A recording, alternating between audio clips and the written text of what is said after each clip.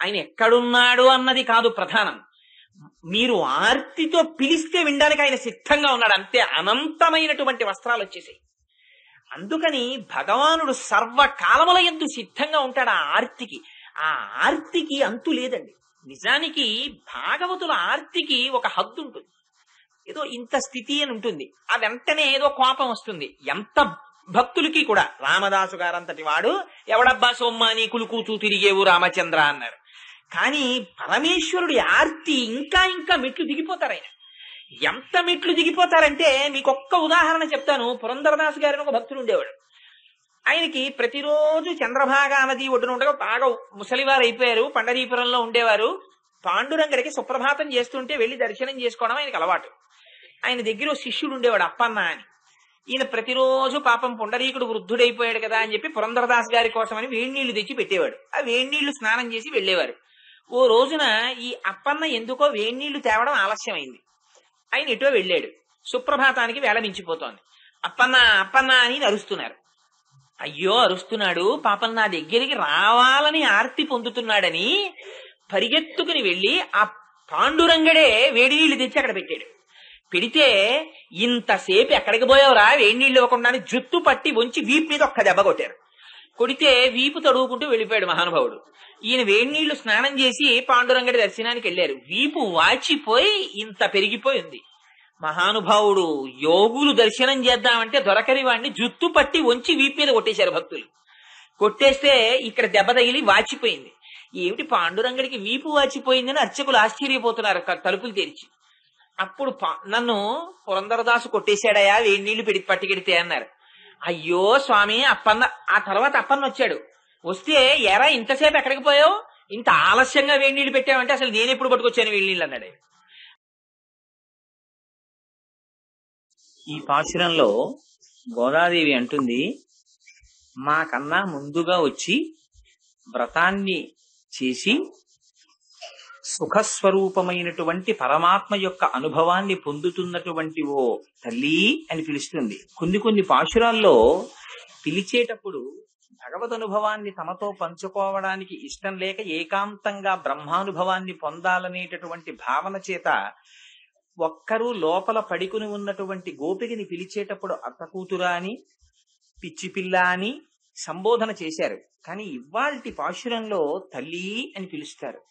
ఆ పిలవడం వెనకాతలే, ఆ సంబోధన వెనకాతలే ఒక పరమ పవిత్రమైనటువంటి వ్యక్తి ఉన్నారు. ఆ ఆళ్వారు గురించి ఇవాళ తల్లి ప్రస్తావన చేస్తోంది. అందుకని మాకన్నా ముందుగానే వచ్చి ఈ వ్రతాన్ని పూర్తి చేసి లోపల భగవదనుభవం అనేటటువంటి సుఖస్వరూపాన్ని పొందుతున్నటువంటి ఓ గోపిక, ఓ తల్లి లేచిరా. పోనీ నువ్వు లేచి రాకపోతే ఆ కవాటమును, ఆ గడియను అడ్డు తీసి తలుపులు తీసి నీ దర్శనమును మాకివ్వకపోయినా కనీసం నీ నోటి వెంట వచ్చేటటువంటి మాట మా చెవులలో పడేటట్టుగా మాట్లాడు. ఆ పరమ పవిత్రమై విశేషమైనటువంటి సుగంధమును వ్యాపింపచేసేటటువంటి తులసిమాలలను కిరీటమునకు చుట్టుకున్నవాడు, ఎటువంటి అర్హత లేకపోయినా వెళ్లి అర్థించినంత మాత్రము చేత పరా అనబడేటటువంటి పరమ పురుషార్థమును మాకు కటాక్షించిన వాడు ఆ నారాయణుడు. అటువంటి నారాయణుణ్ణి అర్థించి మేము ఆ పరా అనేటటువంటి పురుషార్థమును పొంది ఉన్నాం. కాని నువ్వు ఆ రామచంద్రమూర్తి చేతిలో హతుడై మృత్యువుని పొందినటువంటి కుంభకర్ణుని యొక్క నిద్ర ఆయన మరణించేటప్పుడు నీకు ఇచ్చాడా అన్నట్టుగా ఆ నిద్ర కన్నా ఎక్కువ నిద్రని పొంది ఉన్నావు. ఆ నిద్ర నుండి లేచి ఒక్కసారి తెలివి తెచ్చుకుని బహిర్ముఖురాలవై బయటికి వచ్చి మాతో మాట్లాడు అని ఇవాళ ఆ గోపికని పిలుస్తారు. కానీ ఈ పాశురంలో పిలిచేటప్పుడు చాలా పరమ పవిత్రమైనటువంటి ఒక మూర్తిని ప్రస్తావన చేస్తున్నారు.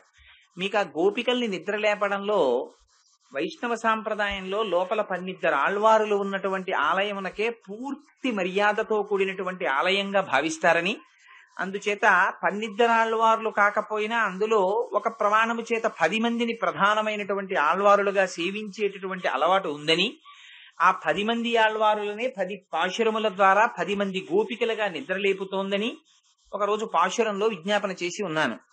ఇవాళ తల్లి ప్రస్తావన చేస్తున్నటువంటి ఆళ్వారుల పేరు నమ్మాళ్వార్. వీరిని వైష్ణవ సాంప్రదాయంలో చాలా విశేషమైనటువంటి గౌరవాన్ని పొందినవారాయన. ఆ నమ్మాళ్వారి యొక్క చరిత్ర చాలా ఆశ్చర్యంగా ఉంటుంది. నిజంగా అసలు నమ్మాళ్వార్ అన్న ఒక్క సబ్జెక్టు మీద మాట్లాడడానికి ఒక వారం రోజులు పడుతుంది, అంత గొప్ప ఆళ్వార్ ఆయన. ఎందుచేత అంటే మధుర కవి అని వేరొక ఆళ్వారు ఉన్నారంటే ఆయన్ని 10 మంది ఆళ్వారులలో చేర్చలేదు, 12 ఆళ్వారులలో చేర్చారు. ఆండాళ్ళని, ఆ తర్వాత మధుర కవిని. ఆ మధుర కవి ఆళ్వారు ఉత్తర భారతదేశంలో ఉన్నారు. ఒకప్పుడు ఉన్నప్పుడు అయోధ్య పట్టణంలో ఉండగా ఒక రోజు రాత్రి ఆయన తన కుటీరంలోకి వెళ్లబోతూ ఆకాశం వంక చూశారు. చూస్తే ఆకాశంలో ఏదో వింతైనటువంటి కాంతి కనపడింది. బహుశా పక్క ఊరేదో కాలిపోతోంది అనుకున్నారు ఆయన. ఆ మరునాడు మళ్ళీ తన కుటీరంలోకి వెళ్లబోతూ ఆకాశం వంక చూశారు. ఏదో దివ్యమైనటువంటి కాంతి కనపడింది. ఏంటి కాంతి నిన్న కనపడింది, ఇవాళ కనపడిందని ఆ కాంతి చేత ఆకర్షింపబడ్డారు. అసలు ఈ కాంతి ఏదో తెలుసుకోవాలని బయలుదేరారు. బయలుదేరితే రాత్రిపూట ప్రయాణం చేస్తుండేవారు. ఆ కాంతిని అనుసరించి పగటిపూట ఆ వెళ్లడంలో అనేకమైనటువంటి క్షేత్రాల దర్శనం చేసుకుంటూ వెళ్ళిపోతున్నారు.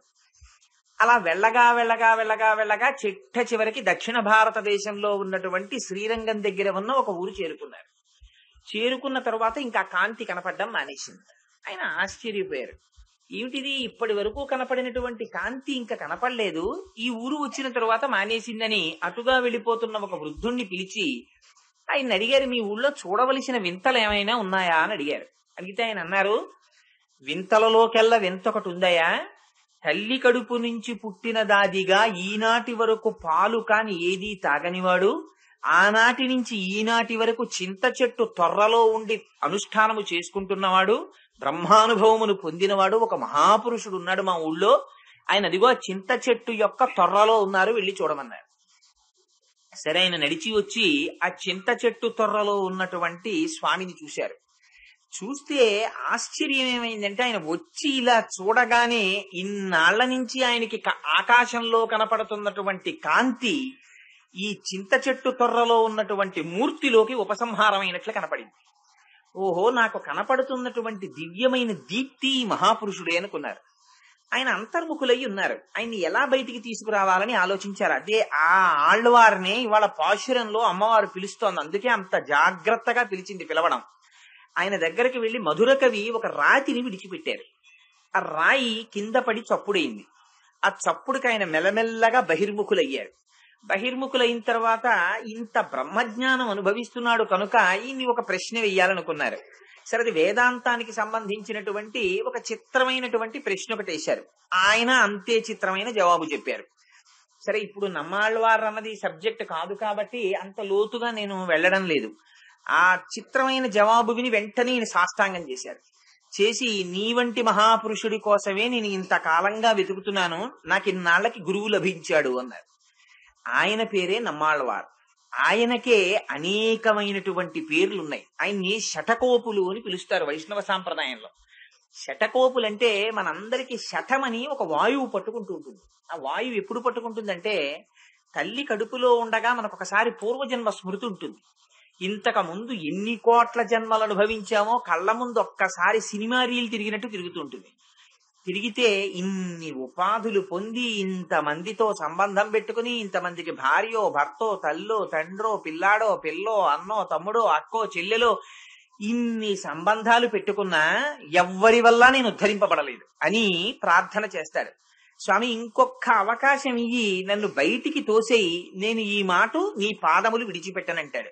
అంటే స్వామి ప్రసూతి వాయువై బయటికి తోసేస్తారు. తోసేస్తే భూమి మీద పడగానే శఠమనేటటువంటి వాయువు వచ్చి పట్టుకుంటుంది. ఈ వాయువు పట్టుకోగానే ఆ పూర్వజన్మ స్మృతి పోతుంది. అందుకని ఆ శఠమునకు అరి కాబట్టి దేవాలయానికి వస్తే శఠారి పెట్టండి అని పెట్టించుకుంటారు. ఆ శఠారి తల మీద పెట్టించుకుంటే మళ్ళీ ఒక్కసారి తాను అసలు ఈ శరీరంతో ఈ భూమండలం మీదకి ఎందుకు వచ్చాడో జ్ఞాపకం వస్తుంది. ప్రయోజనం భగవంతుణ్ణి పొందడానికి వచ్చాననేటటువంటి స్మృతిని పొందడానికి ఆ పాదుకల్ని శఠారి అన్న పేరుతో పెట్టించుకుంటారు. నమ్మాళ్వారు వారు కూడా తల్లి కడుపులోంచి బయటికి రాగానే అసలు నమ్మాళ్వారు జననమే చాలా చిత్రంగా జరిగింది. ఎందుకంటే క్యారియర్ అనేటటువంటి పేరు కలిగిన తండ్రి గారు ఆయన భార్యతో కలిసి పిల్లలు లేక ఒక దేవాలయానికి వెళ్ళారు. శ్రీ మహావిష్ణువు యొక్క దేవాలయానికి వెళ్ళి ప్రకటంగా ప్రార్థన చేశారు, నాకు వంశోద్ధారకుడైన కుమారుడు కావాలని. వెంటనే శ్రీ మహావిష్ణువు అక్కడ ఉన్నటువంటి అర్చక స్వామిని ఆదేశించారు. ఆయన నోటి వెంట మాట వచ్చింది, వేరొకరేమిటి, నేనే నీ కడుపున కొడుకుగా పుడుతున్నాను అన్నారు. సరే, దీని వెనకాటలు ఇంకా చాలా పెద్ద కథ ఒకటి జరిగి ద్రవిడ భాషని ఉద్ధరించవలసినటువంటి అవసరం ఒకటి కలిగింది. ఒకనాడు శ్రీమన్నారాయణుడు వరం ఇచ్చి ఉన్నారు అలాగా, అది నమ్మాళ్ళవారితో చేయించాలనుకున్నారు. అనుకుని ఆ తల్లి కడుపున ఆయన ఆవిర్భవించారు. కానీ పుట్టినది మొదలు ఆయన ఎన్నడూ తల్లి పాలు తాగలేదు, ఏడవలేదు, నవ్వలేదు, మాట్లాడలేదు. ఆ పిల్లవాడిని తీసుకుని బెంగబెట్టుకున్నారు తల్లిదండ్రులు. ఏమిటో ఇంత వరం ఇచ్చాడు పరమాత్మ, వీడు తల్లి పాలు తాగడు, శుష్కించిపోతున్నాడు, నవ్వడు, ఏడవడు, మాట్లాడడు, కదలడు, అలా ఉంటాడు. సరే, భగవంతుడిచ్చినటువంటి వరం ఆయనే చూసుకుంటాడనుకున్నారు. 12వ రోజు వచ్చేసింది, అశౌచం తీరిపోయింది. ఆ పిల్లవాడిని తీసుకుని ఆదినాథుడనేటటువంటి పేరు కలిగిన శ్రీ మహావిష్ణువు దేవాలయం ఉంది ఆ ఊళ్ళో. ఆ ఆలయానికి తీసుకెళ్లి ఆ పిల్లవాడిని స్వామికి చూపించి, స్వామి ఈ పిల్లవాడిని ఏమి చేసినా నీదే రక్ష అని అక్కడ ఎదురుగుండా ఓ చింత చెట్టు ఒకటి ఉంటే, ఆ చింత చెట్టు కూడా ఆదిశేషుడు వచ్చేట, నమ్మాళ్ళవారు వారు వస్తున్నారని వచ్చి, అది తన శాఖలతో కొన్ని 100 మందికి నీడనివ్వగలిగినటువంటి చెట్టు. ఆ ఆదిశేషుడే చింత చెట్టుగా వెలిస్తే ఆ చెట్టుకు ఉయ్యాల కట్టి అందులో ఆ పిల్లవాడిని పడుకోబెట్టి ఇంక ఈ పిల్లవాడిని మన ఇంటికి తీసుకెళ్లి చేసేది మీ కనపట్టలేదని ఆ ఉయ్యాల్లో విడిచిపెట్టి వెళ్ళారు. ఆ పిల్లవాడు మెల్లిగా ఉయ్యాల్లోంచి దిగి ఆ చింత చెట్టు తొర్రలోకి వెళ్లి కూర్చున్నాడు. ఆయన ఎప్పుడూ ఎవరితోనూ మాట్లాడలేదు, అందులో కూర్చుని ఉండేవారంతే. కూర్చుని పుట్టిన దగ్గర నుంచి ఆయన బ్రహ్మానందాన్ని పొందుతూ ఉండిపోయారు. ఇది ఎలా చేశారు, ఎందుకు చేశారంటే మనకి తెలియదు. ఇది మనం నోటితో చెప్పడానికి వాక్కు కందేది కాదు, ఆయన కారణ జన్ములు. అందుకే మిగిలిన ఆళ్వార్ల కన్నా నమ్మాళ్ళవారికి ఒక ప్రత్యేకత ఇస్తారు వైష్ణవ సాంప్రదాయంలో. మిగిలిన వారు ఏదో ఒక ఆయుధము యొక్క అంశ, నమ్మాళ్ళవారికి ఒక్కరికి వైష్ణవ సాంప్రదాయంలో ఒక ప్రత్యేకమైనటువంటి గౌరవవాచకం ఉంది, ఆచార్య అని పిలుస్తారు ఆయన్ని. ఆయన తిరువాయిమొళి అనేటటువంటి పరమ పవిత్రమైనటువంటి గ్రంథాన్ని ఒకటి ఇచ్చారు. అది ఇంచుమించుగా వేదముల యొక్క సారము అని నమ్ముతారు వైష్ణవ సాంప్రదాయంలో ఉన్నవాళ్ళు. అటువంటి నమ్మాళ్ళవారు వారు పుట్టిన దగ్గర నుంచి చాలా వింతగా ప్రవర్తించడం వల్ల మారన్నని పిలిచారు ఆయన్ని. ఎందుకని అసలు పిల్లాళ్ళ ఆయన పాలు తాగలేదు, పిల్లల్లా ఏడవలేదు, పిల్లల్లా నవ్వలేదు, పిల్లల్లా కదలలేదు, పిల్లల్లా మాట్లాడలేదు, పిల్లల్లా ప్రవర్తించలేదు, అందుకని మారన్నని పిలిచారు. అందరికీ తల్లి కడుపులోంచి బయటికి రాగానే శఠమనే వాయువు వచ్చి పట్టుకుంటుంది. నమ్మాళ్ళవారు వారిని కూడా పట్టుకుందామని శఠమనే వాయువు వచ్చిందిట. వస్తే పుడుతూనే ఆయన హుంకారం చేశారు. ఆ హుంకారం చూసి ఆ శఠం పారిపోయింది. ఆ శఠము పట్ల హుంకారము చేసిన వారు కనుక ఆయనకి శఠకోపులని పేరు వచ్చింది. ఆయన చింత చెట్టు తొర్రలో కూర్చుని తపస్సు చేస్తున్నప్పుడు పరమప్రీతి చెందినటువంటి ఆదినాథుడనేటటువంటి పేరు కలిగిన శ్రీ మహావిష్ణువు తన మెళ్ళలో ఉన్నటువంటి ఆ వనమాలని తీసి ఆయన మెళ్ళో వేశారు. అందుకని ఆయన్ని వకుళమాలా విరాజితుడు అనేటటువంటి అర్థం వచ్చేటట్లుగా కూడా ఆయన్ని పిలుస్తారు. అందుకని ఇన్ని రకాలైనటువంటి చిత్రములు ఆయన జీవితంలో ఉన్నాయి. ఆ నమ్మాళ్ళవారు వారు ఒక్క మధుర కవితో మాట్లాడారు. ఆయన వచ్చి అక్కడ నిలబడిన తరువాత ఉత్తర భారతదేశం నుంచి ప్రతిరోజు ప్రయాణం చేసి వచ్చి అక్కడ నిలబడిన తరువాత మధుర కవి ఆళ్వార్తో మాట్లాడారు. ఆయన తరువాత అనేకమైనటువంటి గ్రంథాలు రాశారు. అవి సాక్షాత్తుగా వేదముల యొక్క సారమే అందులో నిక్షిప్తము చేశారు అని వైష్ణవ సాంప్రదాయములో ఉండేటటువంటి పెద్దలందరూ విశ్వసించి అవి ప్రపన్నులకు శరణ్యములు అని విశ్వసిస్తారు. అదిగో అంత పరమ పవిత్రమైనటువంటి ఆళ్వార్ నమ్మాళ్ళవార్. ఇవాళ తల్లి ఆ నమ్మాళ్ళవారిని ఈ పాశురంలో ప్రార్థన చేస్తోంది. అందుకని ఆ వెళ్ళడంలో, ఆ పిలవడంలో పిచ్చి పిల్ల అని కాని అత్త కూతురా అని కాని వేరొక రకమైనటువంటి సంబోధన చెయ్యలేదు. తల్లి అని పిలిచింది. ఎందుకంటే ఆయనకొక్కరికే ఆచార్య అని ఒక సంబోధన ఉంది. అందుకని పిలిచేటప్పుడు మా అందరికన్నా ముందు వచ్చి వ్రతము చేసి ఆ సుఖస్వరూపమైనటువంటి భగవంతుని యొక్క అనుభవమును పొందుతున్న గోపిక, ఓ తల్లి, నువ్వు నీ దర్శనమును మాకు ఇవ్వకపోతే పర్వాలేదు, కానీ ఆ కవాటమును నీవే తీసి మాకు ఒక్కసారి నీ మాట వినపడేటట్టుగా, ఒకవేళ కవాటమును తీసి మాకు దర్శనమివ్వడం అనేటటువంటిది నీ బ్రహ్మానుభవమునకు ప్రతిబంధకమని నువ్వు భావిస్తే మాకు వినపడేటట్టుగా ఒక్కసారి మాట్లాడు అని అడుగుతారు. ఎందుచేత అంటే ఇది అడగడంలో బాహ్యమునందు తల్లి ఒక గోపకాంత ఎలా ప్రవర్తిస్తుందో అలా ప్రవర్తిస్తోంది కనుక బాహ్యంలో పాశురాన్ని చూసినప్పుడు ఏమిటి అలా మేమందరం వ్రతానికని బయలుదేరి వెడుతుంటే నువ్వు ఒక్కదానివి లోపల అలా నిద్రపోతున్నావు, అంతగా భగవదనుభవం పొందుతున్నావు అంటే మాకన్నా గొప్పగా వ్రతాన్ని పూర్తి చేసేసి ముందుగానే భగవంతుని యొక్క అనుభవాన్ని పొందేస్తున్నటువంటి దానివా, అందుకని లేచిరా అని గోపకాంత యొక్క స్థాయిలో నిలబడి మాట్లాడినప్పుడు వచ్చేటటువంటి అర్థం. అప్పుడు ఆ స్థాయిలో ఆవిడ భగవంతునే ఉపాయముగా ఉపేయముగా విశ్వసించి నేను చెయ్యవలసినటువంటి కర్తృత్వం అన్నది ఒకటి లేదు, కేవలముగా భగవంతుని యొక్క అనుగ్రహమే దీనికి మార్గమై నాకు బ్రహ్మానందాన్ని ఇస్తుందనేటటువంటి విశ్వాసము కలిగినటువంటి మహాజ్ఞాని ఎలా ఉండిపోతాడో అలా ఉండిపోయినటువంటి స్థితిలో ఇవాళ ఆ గోపికని చూపిస్తున్నారు. బాహ్యమునందు ఇంకా లోపలికి వెడితే నమ్మాళ్ళవారు వారు పుట్టుకతోని బ్రహ్మానందాన్ని అనుభవిస్తూ ఉండిపోయినటువంటి వ్యక్తి ఆయన నోరు విప్పి మాట్లాడడమే శ్రీరామరక్ష అయినట్టుగా, ఆయన నోరు విప్పి మాట్లాడడమే మనందరికీ గొప్ప మార్గదర్శకమైనట్టుగా ఇవాళ ఆ గోపికని తల్లి నువ్వు నోరు విప్పి మాట్లాడు. ఎందుకని అటువంటి వారి యొక్క దర్శనమివ్వడము, వారు మనని చూడడము, వారిని మనము చూడడము విడిచిపెట్టండి. వారు నోరు విప్పి మాట్లాడితే చాలు. ఎందుకని వారు సర్వకాలముల యందు బ్రాహ్మీ స్థితిలో ఉండేటటువంటి వారే, ఎప్పుడు నిరంతరము లోపల బ్రహ్మానుభవాన్ని పొందుతుంటారు. అందుచేత వారి నోటి వెంట వెలువడినటువంటి వాక్కు కూడా బ్రహ్మవాక్యే. అందుకని ఆ వాక్కుకి అటువంటి శక్తి ఉంటుంది. అందుకని అటువంటి మాటలు, వారి నోటి వెంట వచ్చినటువంటి మాటలు మనకి మార్గదర్శకములై ఉంటాయి. ఒక్క మాట వారు నోరు విప్పి మాట్లాడతారు, ఆ మాట ఎటు తీసుకెళ్లిపోతుందో, ఎంత లోతుకి తీసుకెళ్తుందో, ఎంతమందిని మారుస్తుందో, దాని మీద ఎన్ని వ్యాఖ్యానాలు వస్తాయో మనం అర్థం చేసుకోలేము. ఇక్కడ వీళ్ళు మాట్లాడుతున్నది బయటికి ఏదో బాహ్యంలో పాశురంలా కనపడుతుంది, కానీ లోపల నిజంగా అటువంటి బ్రాహ్మీ స్థితిలో ఉండి భగవంతుణ్ణి అనుభవించేటటువంటి వారు నోరు విప్పి మాట్లాడినటువంటి మాట చాలా లోతైనటువంటి భావనతో ఉంటుంది. దీనికి మీకు ఈ మధ్య కాలంలోది ఒక్క ఉదాహరణ చూపిస్తాను. రమణ మహర్షికి సర్కోమా వ్యాధి వచ్చి మోచేతి వెంట రక్తం కారుతూ ఉండేది, పుండులోంచి కారుతుంటే ఒకనాడు ఆయన సోఫాలో పడుకుని ఉండేవారు. ఆ సోఫాలో లేంచి తొట్టు పడుతూ లోపలికి ఎడుతున్నారు. 104 డిగ్రీల జ్వరం కాస్తోంది, చేతి వెంట రక్తం కారిపోతోంది, ఒళ్ళు వణికిపోతోంది. ఆ స్థితిలో సోఫాలోంచి లేచి అడుగు తీసి అడుగు వెయ్యలేక తడబడ్డారు. తడబడితే ఆ ఎదురుగుండా కూర్చున్నటువంటి శిష్యులు గబగబా లేచి వచ్చి ఆయన చేయి పట్టుకున్నారు. పట్టుకుంటే మహర్షి ఇలా చూశారు. చూస్తే వాళ్ళు అన్నారు, భగవాన్ మీరు పడిపోతారేమోనని పట్టుకున్నాం అన్నారు. అంటే రమణులు అన్నారు, ఆయన చాలా తక్కువ మాట్లాడేవారు. ఆయన అన్నారు, మీరు పట్టుకుని నన్ను పడేస్తారు అన్నారు. నిజంగా ఈ మాట మీద volumes and volumes of literature వచ్చింది. తర్వాత వాళ్ళ దృష్టిలో ఈయన్ని పడిపోకుండా పట్టుకుంటున్నారు, భగవాన్ దృష్టిలో మీరు పట్టుకుని నన్ను పడేస్తారు అన్నారు. ఆ మాట అనడంలో చాలా గొప్ప భావన ఉంది. అందుకే ఆయన దగ్గరికి ఎవరైనా వచ్చి, ఏమండి ఆశ్రమంలో ఓవర్ హెడ్ వాటర్ ట్యాంక్ కట్టిద్దాం అనుకుంటున్నాం, 5,000 లీటర్లు చాలా 10,000 లీటర్లు పెట్టించమంటారా అని అడిగితే మీరేమీ చెయ్యకుండా ఉండడం నాకు ఎక్కువ ఆనందం అనేవారు. ఇలా వెంటపడ్డ వాళ్ళందరూ ఆఖరికి ఏ స్థాయికి ఆయన్ని దింపేస్తారో ఆయనకి తెలుసు, లేనిపోని లంపటాలు కల్పిస్తారని.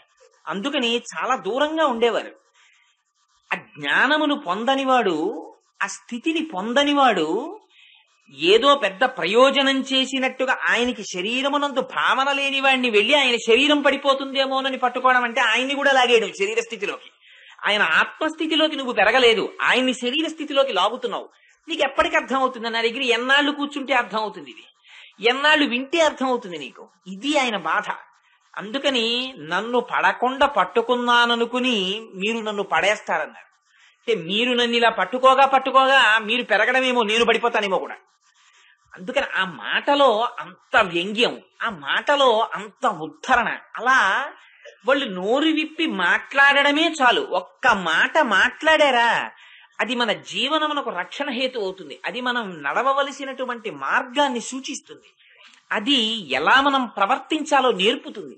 అందుకని ఇవాళ గోపికలు అంటారు, నువ్వు నీ దర్శనమును ఇయ్యకపోతే సరి. ఎందుకనంటే బ్రహ్మానుభవాన్ని అనుభవించేటటువంటి వ్యక్తుల యొక్క దర్శనము కూడా అంత తేలికేం కాదు. అసలు యథార్థంగా పాశురాన్ని ఒక్కసారి అలా పక్కన పెట్టండి. పక్కన పెట్టి మీరు బాహ్యంలోకి వచ్చి ఒక్కసారి మామూలుగా మాట్లాడుకుంటే అసలు ఈ బ్రహ్మానందాన్ని అనుభవించడం అనేటటువంటి స్థితిని పొందినటువంటి మహాపురుషులుంటే వాళ్ళు అంత తేలికగా బ్రహ్మానందాన్ని వాళ్ళు అనుభవిస్తుండగా మనకి దర్శనాన్ని పొందేటటువంటి స్థితిలో కూడా వాళ్ళు అంత తేలికగా ఏం దొరకరు. అసలు వాళ్ళు ఎక్కడో చాలా నిర్జనమైనటువంటి ప్రదేశంలో గుహలలో కూర్చుని ఆ బ్రహ్మానందాన్ని పొందుతూ ఉంటారు తప్ప అందరిలోకి వచ్చి ప్రదర్శన కోసమని చెప్పి బ్రహ్మానందాన్ని అనుభవిస్తున్నాడని పద్మాసనాలేసి కూర్చునేటటువంటి వాళ్ళు చాలా తక్కువగా ఉంటారు. అందుకని అసలు అటువంటి స్థితిలో ఉన్న వాళ్ళని దర్శనం పొందడమే కష్టం. అసలు అవి రెండు పరస్పర భిన్నాలు. బ్రహ్మానందం అనుభవిస్తున్న వాడికి బాహ్య జగత్తుతో సంబంధం లేదు కనుక వాడు అంతర్ముఖుడై ఉంటాడు. అంతర్ముఖుడై ఉన్నవాడు మీకు దర్శనం ఎలా ఇస్తాడు? అది కుదిరేటటువంటి విషయం కాదు. రెండు, అంతర్ముఖుడైపోయినటువంటి వ్యక్తి యొక్క అనుభవాన్ని మీరెలా దర్శిస్తారు? అది మీ బాహ్యనేత్రమునకు దొరికేది కాదు. చేత ఈ రెండు పొసగనటువంటివి. వారి బ్రహ్మానందాన్ని నేను దర్శించానంటే అంతకన్నా అబద్ధం లేదు. అందుకని ఇవాళ ఎంత జాగ్రత్తగా ఉంటాయో చూడండి ఆ మాటలు. ఆవిడంది, నీ యొక్క దర్శనము మాకు లభించకపోయినా నీ మాట మాకు వినపడాలంటారు. ఆ మాట వినపడడానికి ఆవిడ బయటికి రావాలి. ఆ బ్రహ్మానుభవంలోంచి మళ్ళీ బాహ్య ప్రపంచంలోకి రావాలి. వస్తే తప్ప మాట్లాడడం కుదరదు. అందుకే పాశురాన్ని పూర్తి చేసేటప్పుడు చిట్ట చివరికి వెళ్ళినప్పుడు చాలా చిత్రమైన మాటలు మాట్లాడుతుంది. నువ్వు నిద్రలోంచి జాగ్రత్తగా బయటికి వచ్చి తెలివి తెచ్చుకుని బాహ్య స్మృతిని పొంది అప్పుడు నువ్వు మాతో మాట్లాడు అంటుంది. అది అంతర్ముఖులైనటువంటి వారు బహిర్ముఖులు అవ్వడం కూడా అదేదో ఠక్కని ఇలా ఉన్నవాళ్ళు అలా ఏం రారు. దానికి కూడా కొంత ప్రాసెస్ ఉంటుంది. చాలా గ్రాడ్యువల్ గా బయటకు వస్తారు. సహస్రారంలోకి కుండలిని తీసుకెళ్లిన వాళ్ళు మళ్ళీ కుండలిని ఎంత జాగ్రత్తగా దింపుతారో అలా బాహ్య స్మృతి పొందడానికి కూడా అలాగే సమయం పడుతుంది. ఇదిగో అటువంటి బ్రాహ్మీ స్థితిలో పుట్టిన దగ్గర నుంచి శరీర అపేక్ష లేకుండా పాలు కూడా తాగకుండా బ్రహ్మము చేత పోషింపబడి ఉండిపోయినటువంటి మహాపురుషుడైన నమ్మాళ్ళ వారి గురించి మాట్లాడుతోంది అమ్మవారి ఇవాళ. అందుకని ఆ పాశురంలో మాటలు కూడా అలాగే ఉంటాయి. అంటూ ఆవిడ అంటుంది, ఆ నారాయణమూర్తి అపారమైనటువంటి సుగంధాన్ని వెదజల్లేటటువంటి తులసిమాలను తన కిరీటమునకు చుట్టుకుని ధరించి ఉన్నవాడు. ఏ అర్హత లేకపోయినప్పటికీ మేము వెళ్లి ప్రార్థించినంత మాత్రము చేత మాకు పరమపురుషార్థమైనటువంటి పర అనేటటువంటి వాయిద్యాన్ని ఇచ్చినవాడు అంది. చూడండి, ఆ రెండు మాటలు ప్రయోగించింది ఆవిడ. ఆయన ఎటువంటి నారాయణుడుట? తులసిమాలను తెచ్చి తన కిరీటమునకు చుట్టుకున్నటువంటి నారాయణుడు, లేదా తులసిమాలలు చుట్టబడినటువంటి కిరీటమును ధరించిన నారాయణుడు. ఆయన తెచ్చి చుట్టుకోడుగా, చుట్టబడి తులసిమాలలు చుట్టిన కిరీటం ఉన్నవాడు. ఈ తులసిమాల చుట్టుకోవడం అనేటటువంటిది ఒక విచిత్రమైన ప్రయోగం. ఎందుకంటే తులసి శ్రీమన్నారాయణుడికి అలంకారం చేస్తారు. అందుకే రామదాసు గారు కూడా మొట్టమొదటి పద్యంలోనే శ్రీరఘురామ చారు తులసీ దళధామ శమక్షమాది శృంగార గుణాభిరామ త్రిజగన్నుత శౌర్యరమాలలామ దుర్వార కబంధ రాక్షస విరామ జగజ్జన కల్మషార్ణవోత్తారక నామ భద్రగిరిదాశరథి కరుణాపయోనిధి అన్నారు. ఆ రాముడు సాక్షాత్ నారాయణుడని చెప్పడానికి తులసిని ధరించిన వాడు అని నిరూపించారు. ఆ తులసి ఒకటి వరం, నిన్ను నేను ధరిస్తాను అని తులసికి వరం ఇచ్చారు తులసీ జలంధర్లో శ్రీమన్నారాయణుడు. అందుకని అది ఆకు కానివ్వండి, ఏది కానివ్వండి, శ్రీమన్నారాయణుడు చేత వరము పొందడం వల్ల పరమ పవిత్రం. అటువంటి వరమును పొందడానికి ఆవిడ చేసింది ఏమిటి? శ్రీమన్నారాయణుణ్ణే పొందాలనేటటువంటి విశేషమైన ఆర్తి మాత్రమే శరణ్యవంతి. అయ్యో భగవానుణ్ణి పొందాలి అని తాపత్రయం పడితే, అందుకే తులసికి సహజమైనటువంటి సుగంధం ఉంటుంది. తులసికి సహజమైనటువంటి సుగంధం ఎటువంటిదో భక్తుడికి కూడా భగవంతుణ్ణే పొందాలనేటటువంటి ఆర్తి కలిగి ఉండడం అనేటటువంటి ప్రధానముగా ఉండవలసినటువంటి నియమం. అలాగే భక్తుడికి ఎంత ఆర్తి ఉంటుందో భగవానుడికి కూడా అంతే ఆర్తి ఉంటుంది. అందుకని ఆయన సువాసన వచ్చేటటువంటి తులసిమాలలు చుట్టబడిన కిరీటం ఉన్నవాడు. మనం అనుకుంటాం మనమే భగవంతుడి గురించి ఆర్తి పొందుతున్నాం అనుకుంటాం. కానీ మనం ఒక్క మెట్టు ఎక్కి పిలిస్తే 10 మెట్లు దిగడానికి ఆర్తి పరమాత్మకు ఉంటుంది. కింద పిల్లవాడు పెద్ద కేక వేశాడనుకోండి, ఆడుకుంటూ ఆడుకుంటూ, తండ్రి గారు 2nd ఫ్లోర్ లో ఉన్నాడు, కొడుకు కింద ఫ్లోర్ లో ఉండి నాన్నగారండి అని ఒక పెద్ద కేకేశాడు. వాడు ఎందుకు వేశాడో కూడా అక్కర్లేదు, పరిగెత్తుకుంటూ 2 ఫ్లోర్లో దిగొస్తాడంతే తండ్రి. వాడు వేసింది ఒక్క కేక, ఒక మెట్టెక్కుతూ, దానికి 150 మెట్లు తండ్రి దిగిపోతాడు. ఎందుకని? ఆ కేక వెనక ఉన్న ఆర్తి దింపేస్తుంది. అలా భగవానుడు కూడా భక్తుల్ని రక్షించుకోవడం కోసం తానే దిగి వస్తాడు. శ్రీమద్ రామాయణంలో రామచంద్రమూర్తి అరణ్యవాసానికి వెడుతున్నారు. వెడుతున్నప్పుడు సీతమ్మ తల్లి చాలా చిత్రమైన ప్రశ్న వేసింది. ఏమయ్యా, మీ నాన్నగారు 14 సంవత్సరాలు అరణ్యవాసం చెయ్యమన్నారు, నిన్ను తాపసిగా ఉండమన్నారు. తాపసిగా ఉండి అరణ్యవాసం చేసేటటువంటి వాడికి నీకు చేతిలో ఈ ధనస్సు ఎందుకయ్యా అని అడిగింది ఆవిడ. అడిగి ఆవిడ ఒక చాలా విచిత్రమైన కథ ఒకటి చెప్పింది. పూర్వకాలంలో ఒక ఆయన్ని దొంగలు తరుముకొస్తున్నారు. వెనక నుంచి తరుముకొస్తుంటే ఆర్తితో పరిగెత్తాడు. అది ఎందుకు పరిగెత్తాడు? అసలు అక్కడ తపస్సు చేస్తున్న మహర్షి తపస్సుని పాడు చేయడానికి వచ్చాడు ఇంద్రుడు. అలాగే పరిగెత్తుకుంటూ వచ్చి, అయ్యా నన్ను వెనకాతలు ఎవరో తరుముకొస్తున్నారండి, నేను మళ్ళీ వచ్చి తీసుకుంటాను, నేను వచ్చే వరకు ఈ కత్తి మీ దగ్గర పెట్టండి అని ఆ కత్తి అక్కడ పెట్టి పారిపోయాడు. అలాగే లేవయ్యా నా కత్తి పాపం తీసుకున్నాడు ఆ ఋషి. తీసుకుని కూర్చున్నాడు. ఆయన మళ్ళీ వచ్చినప్పుడు ఆ కత్తి ఇచ్చేద్దాం అనుకున్నాడు. తపస్సు చేసుకుంటూ ఉండేవాడు. మధ్య మధ్యలో గుర్తొచ్చేది, మళ్ళీ ఆయన వచ్చినప్పుడు కత్తి ఇచ్చేయాలి, బాగుండదని చెప్పి కత్తి ఉందో లేదో చూసుకుంటూ ఉండేవాడు. ఆ కత్తి మెల్లిమెల్లిగా ఏమిటంటే ఎవరు వచ్చి పట్టుకుపోతారో, ఏ చెట్టు కొట్టుకోవడానికో ఆ కత్తి తీసి ఆసనం కింద పెట్టుకున్నాడు. పెట్టుకుని తపస్సు 2-3 గంటలు అయిపోగానే ఒకసారి కత్తి ఉందో లేదో ఎత్తి చూసుకుంటూ ఉండేవాడు. ఇలా కత్తి మీద ధ్యాస మరలగా మరలగా మరలగా చిట్ట చివరికి ఆయన దారి దొంగ అయ్యాడు. ఎందుకని? వస్తువులో రజోగుణ తమోగుణ ప్రకోపాలున్నాయి. అటువంటి వస్తువు దగ్గర పెట్టి వెళ్ళిపోయాడు ఆయన. ఆ వస్తువు చేసేసింది చేయవలసిన పని ఎంత. ఒక్కొక్క వస్తువు ఇంట్లో ఉంటే 7 తరాల నుంచి వస్తున్న ఐశ్వర్యాన్ని ఒక్క 10 అట్టముక్కలు చేత్తో పట్టుకోవడం అలవాటైతే చాలు, నిశ్శబ్దంగా పతనం అయిపోతుంది ఐశ్వర్యం. అందుకని ఏవి ఇంట్లో ఉంచుకోవాలో కూడా నేర్చుకోవాలి. కొన్ని వస్తువులు ఇంట్లో ఉండడం కూడా ప్రమాదహేతువే. ఒక కత్తి పాడు చేసేసిందయా ఒక ఋషిని, నీకెందుకు చేతిలో కోదండం? ఈ కోదండం పట్టుకున్న దగ్గర నుంచి నీకు అప్పుడప్పుడు బాణాలు వెయ్యాలని, వాడు మంచివాడని, వీడు చెడ్డవాడని, వీడు రాక్షసుడిని ఒక ఊహ వస్తుంటుంది. ఇవి నిష్కారణమైన శత్రుత్వాలు అవి పెంచుతాయి. ఎందుకు ఏదో వచ్చాం హాయిగా 14 ఏళ్ళు అరణ్యంలో గడిపేసి మన అయోధ్యగా మనం వెళ్ళిపోతే వదిలిపోయి నీకు ఎందుకయ్యా ఇది అని అడిగింది ఆవిడ. అడిగితే రామచంద్రమూర్తి అక్కడ చెప్పారు లక్షణాన్ని. ఆయన అన్నారు, నేను సహజంగా క్షత్రియుణ్ణి, నేను అరణ్యమునకు రాని ఎక్కడికి వెళ్ళని, రక్షణ నా ప్రథమ కర్తవ్యం. ఆర్తితో ఎవరు రామా అని పిలిచినా నేను రక్షణకి ముందు నిలబడతాను. ఆ రక్షణకి పనిముట్టైనటువంటి కోదండం ఆ రక్షణకి సూచనగా ఎప్పుడూ నా చేతుల్లో ఉంటుంది, దీన్ని విడిచిపెట్టను అని మహర్షులు వచ్చి రామా నువ్వు మమ్మల్ని రక్షించాలన్నారు. మిమ్మల్ని తప్పకుండా రక్షిస్తానన్నారు. సీతమ్మ తల్లింది ఆ మహర్షుల్ని రక్షిస్తానంటే రాక్షసులతో యుద్ధం చెయ్యాలి. ఇప్పుడు ఆ రాక్షసులకి మనకి ఉన్న వైరం ఏమిటి, ఎందుకు వచ్చిన యుద్ధం అండి అంటే ఆయన అన్నారు, అసలు మహర్షులు వారు వచ్చి అడగక ముందు నేను రాజునై ఇంతకాలం అక్కడ రామచంద్రమూర్తిగా ఉన్నాను కనుక, దశరథ మహారాజు గారి కొడుకుగా ఉన్నాను కనుక, క్షత్రియుడిగా ఉన్నాను కనుక నా అంత నేనుగా వచ్చి రాక్షస సంహారం చెయ్యాలి. అలాంటిది ఇవాళ వాళ్ళొచ్చి నన్ను అడిగారు, రామా రాక్షసుల్ని చంపని. అడిగితే అప్పుడు కూడా నేను 14 ఏళ్ళ అరణ్యవాసానికి తాపసిగా వచ్చాను, ఇప్పుడు కుదరదని చెప్పనా? అలాంటి అవసరమే వస్తే, ఒకళ్ళని రక్షించవలసినటువంటి విషయంలో నేను వెనకడుగు వెయ్యవలసిన పరిస్థితే వస్తే నిన్ను విడిచిపెట్టేస్తాను, లక్ష్మణుణ్ణి విడిచిపెట్టేస్తాను, కానీ నా స్వధర్మాన్ని విడిచిపెట్టనన్నారు. ఇది భగవంతుని యొక్క ఆర్తి. తననొక్కసారి పిలిస్తే చాలు రక్షించడం కోసం ఆయన సర్వకాలముల యందు సిద్ధంగా ఉంటాడు. దీనికి కాకాసురుడి కన్నా కూడా వృత్తాంతం ఇంకోటి ఉండదు. కాకాసురుడు చేసినంతటి అఘాయిత్యం నిజానికి రావణాసురుడు చేయలేదు. రావణాసురుడు సీతమ్మ తల్లిని అపహరించి తీసుకుని వెళ్లి అశోకవనంలో పెట్టాడంతే. కాకాసురుడు భయంకరమైన నేరం చేశాడు.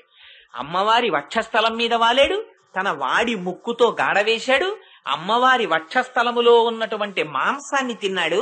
ఆవిడ వక్షస్థలం నుంచి కారిన రక్తం రామచంద్రమూర్తి యొక్క నుదుటి మీద పడింది. పడి తడి తగలగానే ఆయన నిద్రలేచి, ఎవర్రా 5 తలల పాముతో ఆడుకుంటున్నవారని చెప్పి, కక్రీడతి సరోషేణ పంచవక్త్రేణ భోగిన వీక్షమాణస్తతస్థం వై వాయుసం సముదైచ్చత అని ఎవరు 5 తలల పాముతో ఆడుకుంటున్నవారని సీతమ్మ తల్లిని పంచముఖ గాయత్రిగా ఆవిడ స్వరూపాన్ని బయట పెట్టేశారు. అలాంటిది ఇంత అపచారం చేసిన కాకాసురుడి మీదకి దర్భ తీసి బ్రహ్మాస్త్రంగా వేశారు. వేస్తే ఆ కాకి ముల్లోకములు తిరిగింది. రాముడు బాణం వేస్తే మేము రక్షించలేమని అందరూ వదిలేశారు. తండ్రి ఇంద్రుడు కూడా వదిలేశాడు. ఆ కాకి స్వయంగా జయంతుడు, ఇంద్రుని యొక్క కుమారుడు. అప్పటికే 13 సంవత్సరాలు అయిపోయాయి. ఇంకొక సంవత్సరం ఉంటే రాముడు వెనక్కి వెళ్ళిపోతాడు. రాజ్యం పోయింది, ఆయనకి కోపం రాలేదు. తండ్రి పోయారు, ఆయనకి కోపం రాలేదు. జటాయువు చనిపోయాడు, ఆయనకి కోపం రాలేదు. అరణ్యవాసం చెయ్యవలసి వచ్చింది, ఆయనకి కోపం రాలేదు. మరి ఏమి చేస్తే కోపం వస్తుంది? ఎప్పుడు రావణాసురుణ్ణి సంహరిస్తాడు? లేకపోతే ఈ సంవత్సరం అయిపోతే ఆయన అయోధ్యకి వెళ్ళిపోతాడు. వెళ్ళిపోతే ఇంకా రామావతార ప్రయోజనం నెరవేరాలంటే రావణాసురుడు సంహరింపబడాలి. ఏమి చేస్తే కోపం వస్తుంది చూడడానికి జయంతుణ్ణి పంపించాడు ఇంద్రుడు. సీతమ్మ తల్లి జోలికి విడితే రాముడికి కోపం వస్తుందని తెలుసుకున్నారు. ఇందుచేత సీతమ్మ తల్లి జోలికి విడితే కోపం వచ్చింది ఆయనకి. అక్కడ అసలు రహస్యాన్ని సీతమ్మ తల్లి, అందుకే ఇది అభిజ్ఞానం అని చెప్పింది. హనుమ వచ్చి, అమ్మా నువ్వు నాతో రానంటున్నావు కదా, పోన్లే అమ్మా రాముడికి ఏదైనా గుర్తు చెప్తాను, ఓ గుర్తు చెప్పమ్మా అన్నారు.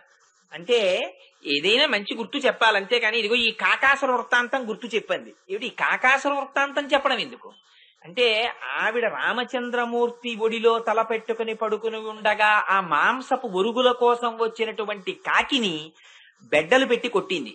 తన మొలనూలు తీసి వడ్డాణం తీసి కొట్టింది.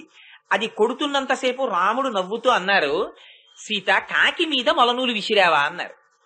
అదే సీతమ్మ చెట్టు దగ్గర కూర్చుని రాముడు ఆవిడ ఒడిలో పడుకుని నిద్రపోతుండగా తాను కదిలితే రామచంద్రమూర్తి యొక్క నిద్రాకాలిక సౌందర్యమునకు భంగం ఏర్పడుతుందని కదలడం మానేసి కాకి వచ్చి వక్షస్థలాన్ని పొడుస్తున్న కన్నుల వెంట నీరు కారుస్తూ కూర్చుండిపోయింది. వెంటనే లేచి బ్రహ్మాస్త్రం వేశారు. మొలనూలు తీసి విసిరితే నవ్విన రాముడు తాను బ్రహ్మాస్త్రం వేయడం ఏమిటి అంటే, రాముని యందే మనసు పెట్టుకుని తనని తాను రక్షించుకోవడం మరిచిపోయి శరణాగత చేసినటువంటి భక్తుల్ని రక్షించడానికి బ్రహ్మాస్త్రం విడిచిపెట్టేశాడు. ఇక్కడ సీతమ్మని రక్షించాలన్న త్వరలో సీతమ్మకి జరిగినటువంటి అపచారమును మనసులో పెట్టుకున్నటువంటి ఖేదముతో బ్రహ్మాస్త్రం వేసిన రాముడు ముల్లోకములు తిరిగి వచ్చి కాకము పడిపోయింది ఆయన ముందు. అదేమి నోరు విప్పలేదు, మాట్లాడలేదు, ఆయన ముందుకొచ్చి పడిపోయింది అంతే. పడిపోతే దాన్ని శరణాగతి కింద తీసుకున్నారు. నువ్వు వచ్చి పడిపోయావు కనుక బ్రహ్మాస్త్రాన్ని విడిచిపెడితే దానికి ఏదో ఒకటి ఇవ్వకుండా ఉండకూడదు కనుక నువ్వేది ఇచ్చేస్తావు చెప్పమన్నారు. దత్వాస దక్షిణ నేత్రం ప్రాగేభ్య పరిరక్షిత అంది. ఇదిగోనయా నా దక్షిణ నేత్రాన్ని ఇచ్చేస్తున్నానని. ఇచ్చేస్తే ఆ బ్రహ్మాస్త్రం దక్షిణ నేత్రాన్ని తీసుకుని ఉపసంహరింపబడింది.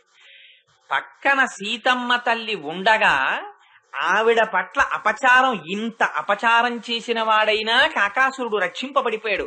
రామచంద్రమూర్తి దగ్గరికి వచ్చి పడిపోయినంత మాత్రం చేత. అంటే భగవంతుడికి కూడా ఎంత అపచారం చేసిన వాడు ఇవ్వనివ్వండి, ఒక్కసారి వెళ్లి నోరు విప్పి మాట్లాడక్కర్లేదుట. కాకాసురుడు ఏం మాట్లాడాడు? వాడు చేసిన అపచారం కన్నా చేసేవాడు ఎవడు ఉంటాడు? ఇలా 2 చేతులు కైమోడ్చి శిరస్సు వంచి ఇలా నిలబడితే చాలట స్వామి దగ్గర.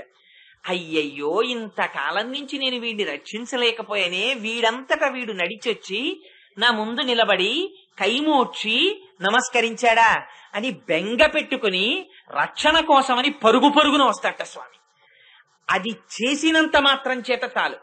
ద్రౌపదీదేవి రజస్వలా దోషంతో ఉండి ఒక చేతిని చీరకు అడ్డు పెట్టుకుని ఒక చేతిని మాత్రమే నమస్కారానికి ఉపయోగించి ప్రార్థన చేసినంతసేపు ఆయన రక్షించలేదు. మాన సంరక్షణ భారాన్ని విస్మరించి గోవిందుడే ఉన్నాడని 2 చేతులు కలిపి గోవిందా అందంతే. ఆయన ఎక్కడున్నాడు అన్నది కాదు ప్రధానం. మీరు ఆర్తితో పిలిస్తే వినడానికి ఆయన సిద్ధంగా ఉన్నాడు అంతే. అనంతమైనటువంటి వస్త్రాలు వచ్చేసాయి. అందుకని భగవానుడు సర్వకాలముల యందు సిద్ధంగా ఉంటాడు ఆ ఆర్తికి. ఆ ఆర్తికి అంతు లేదండి. నిజానికి భాగవతుల ఆర్తికి ఒక హద్దు ఉంటుంది. ఏదో ఇంత స్థితి అని ఉంటుంది, ఆ వెంటనే ఏదో కోపం వస్తుంది. ఎంత భక్తులకి కూడా రామదాసు గారంతటి వాడు ఎవడబ్బా సోమ్మా నీ కులుకూచూ తిరిగేవు రామచంద్ర అన్నారు. కానీ పరమేశ్వరుడి ఆర్తి ఇంకా ఇంకా మెట్లు దిగిపోతారు ఆయన.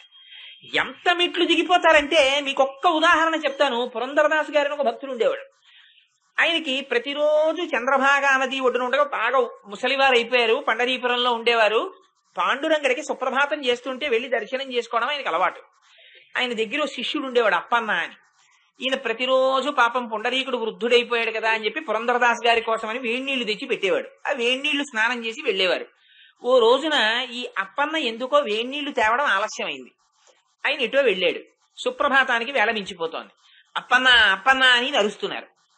అయ్యో అరుస్తున్నాడు, పాపం నా దగ్గరికి రావాలని ఆర్తి పొందుతున్నాడని పరిగెత్తుకుని వెళ్లి ఆ పాండురంగడే వేడి నీళ్లు తెచ్చి అక్కడ పెట్టాడు. పెడితే ఇంతసేపు ఎక్కడికి పోయావురా వేడి నీళ్లు ఇవ్వకుండా జుత్తు పట్టి వంచి వీపు మీద ఒక్క దెబ్బ కొట్టారు. కొడితే వీపు తడువుకుంటూ వెళ్ళిపోయాడు మహానుభావుడు. ఈయన వేడి నీళ్లు స్నానం చేసి పాండురంగడి దర్శనానికి వెళ్లారు. వీపు వాచిపోయి ఇంత పెరిగిపోయింది. మహానుభావుడు యోగులు దర్శనం చేద్దామంటే దొరకని వాడిని జుత్తు పట్టి వంచి వీపు మీద కొట్టేశారు భక్తులు. కొట్టేస్తే ఇక్కడ దెబ్బ తగిలి వాచిపోయింది. ఏమిటి పాండురంగడికి వీపు వాచిపోయిందని అర్చకులు ఆశ్చర్యపోతున్నారు తలుపులు తెరిచి. అప్పుడు నన్ను పురంధరదాసు కొట్టేశాడయా వేడి నీళ్లు పట్టుకెడితే అన్నారు. అయ్యో స్వామి అప్పన్న. ఆ తర్వాత అప్పన్న వచ్చాడు. వస్తే ఎరా ఇంతసేపు ఎక్కడికి పోయావు, ఇంత ఆలస్యంగా వేడి నీళ్లు పెట్టావంటే అసలు నేను ఎప్పుడు పట్టుకొచ్చాను వేడి నీళ్ళు అన్నాడు. అందుకని అంతవరకు ఎందుకండి, మీకు ఒకే దృష్టాంతం. వెంకటేశ్వర స్వామి వారు లేరు ఇక్కడే గుళ్ళో. ఆయన గడ్డం మీద ఉంటుంది గంధంతో ఓ ముద్ర. ఇందుకు ఇక్కడ గంధంతో ముద్ర ఎందుకు అంటే, తిరుమల కొండల మీద అనంతాచార్యుల వారు ఉండేవారు. రామానుజాచార్యుల వారు ఆ రోజుల్లో తిరుమల కొండ మీద ఎవరు ఉండేవారు కాదు. ఎందుకంటే చలి భయం. ఎవ్వరూ వెళ్ళకపోతే స్వామివారికి పుష్పకైంకర్యం జరగట్లేదని ఒకసారి శిష్యులతో మాట్లాడుతూ, తిరుమల వెళ్లి ఎవరైనా కొండ మీద కాపరం ఉండి పుష్పవాటికిని పెంచి పుష్పాలని గుచ్చి మాలలో స్వామికి సమర్పిస్తారా అని అడిగారు. అడిగితే ఈ అనంతాచార్యుల వారు అప్పటికే పాపం కొంచెం పెద్దవారు. ఆయన అన్నారు, నేను వెడతాను అన్నారు. ఎందుకు ఎడతానంటే నాకు వెంకటేశ్వర స్వామి వారి మీద భక్తి ఏం కాదు, నాకు మా గురువు గారు రామానుజాచార్యుల వారి మీద భక్తి. ఆయన అడిగారు, అందుకు నేను పెడతానన్నారు. రామానుజాచార్యుల వారు అన్నారు, సరే ఎందుకో పెడతానన్నావు కదా, వెళ్ళి ఆ కొండ మీద ఉండి పుష్పమాలలు తయారు చేయన్నారు. ఈయన వెళ్ళారు. వెళ్ళవన్నీ రాళ్లు బండలు, పెద్ద నీళ్ళవి ఉండేవి కావు. ఆ కొండ తవ్వుతున్నారు. ఆ భార్య గర్భిణి. ఆవిడ పాపం వచ్చి ఈయన తవ్వినటువంటి మట్టి రాళ్లు తీసుకెళ్లి పక్కన పోసి మొక్కలు వేయడానికి వీలుగా చదును చేసుకుంటున్నారు. చేసుకుంటుంటే చూశారు వెంకటేశ్వర స్వామి వారు. అయ్యో నాకు పూల మొక్కలు నాటడం కోసం, పువ్వుల కోసం గర్భిణి భార్య పెద్ద ఆయన ఇంత కష్టపడుతున్నారని పాపం ఆయనే ఓ పిల్లాడి రూపంలో గబగబా వచ్చి తాత నేను పట్టుకెళ్తాను మట్టి అన్నారు. ఈయన పాపం అలిసిపోయి ఉన్నారేమో, నువ్వెక్కడి నుంచి వచ్చావురా, ఓ పక్క నుంచి మా ఆవిడ్ని మట్టి తీసుకెళ్ళమంటే మధ్యలో ఈ పని పాడు చేయడానికి నువ్వోడివా, వెళ్ళన్నారు. అంటే పాపం ఈవిడ గర్భిణి అలా మోస్తోంది మట్టి. ఆయన అన్నారు, అమ్మా ఆయనకి చెప్తే అలాగో వింటలేదు, నువ్వు కూర్చో అమ్మా, నేను వెళ్ళి పట్టుకొచ్చేస్తాను ఆ మట్టిని. ఈయన మట్టి తీసి ఈ గిన్నెలో పోస్తున్నారు.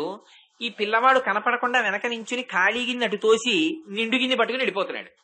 ఏమిటి ఈవిడ చాలా తొందరగా వచ్చేస్తోంది మట్టి ఎట్టుకునని ఓసారి ఇలా చూశారు అనంతార్యుల వారు. చూసేటప్పటికి ఈ పిల్లాడు మళ్ళీ కనపడ్డాడు.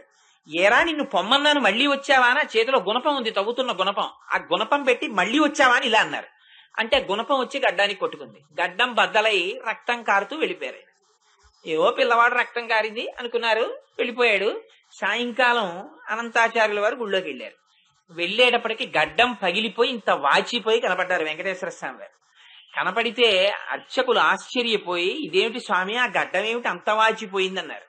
అంటే అనంతాచార్యులు తోట వేస్తుంటే వెళ్లి సహాయం చేద్దామని వెళ్ళానయ్యా, గుణపం పెట్టి కొట్టాడు, ఇంత వాచిపోయింది. కానీ నా దర్శనానికి వచ్చినటువంటి భక్తులందరూ ఓసారి నా గడ్డం మీద ఉన్న మచ్చ చూసి అనంతాచార్యులు వారు గుణపంతో స్వామివారిని కొట్టాడని నేను చెప్పుకుంటుంటే నా భక్తుడి పేరు విని నేను మురిసిపోతానయ్యా, అందుకని నాకు ఇక్కడ గంధంతో మచ్చ పెట్టండి అన్నారు.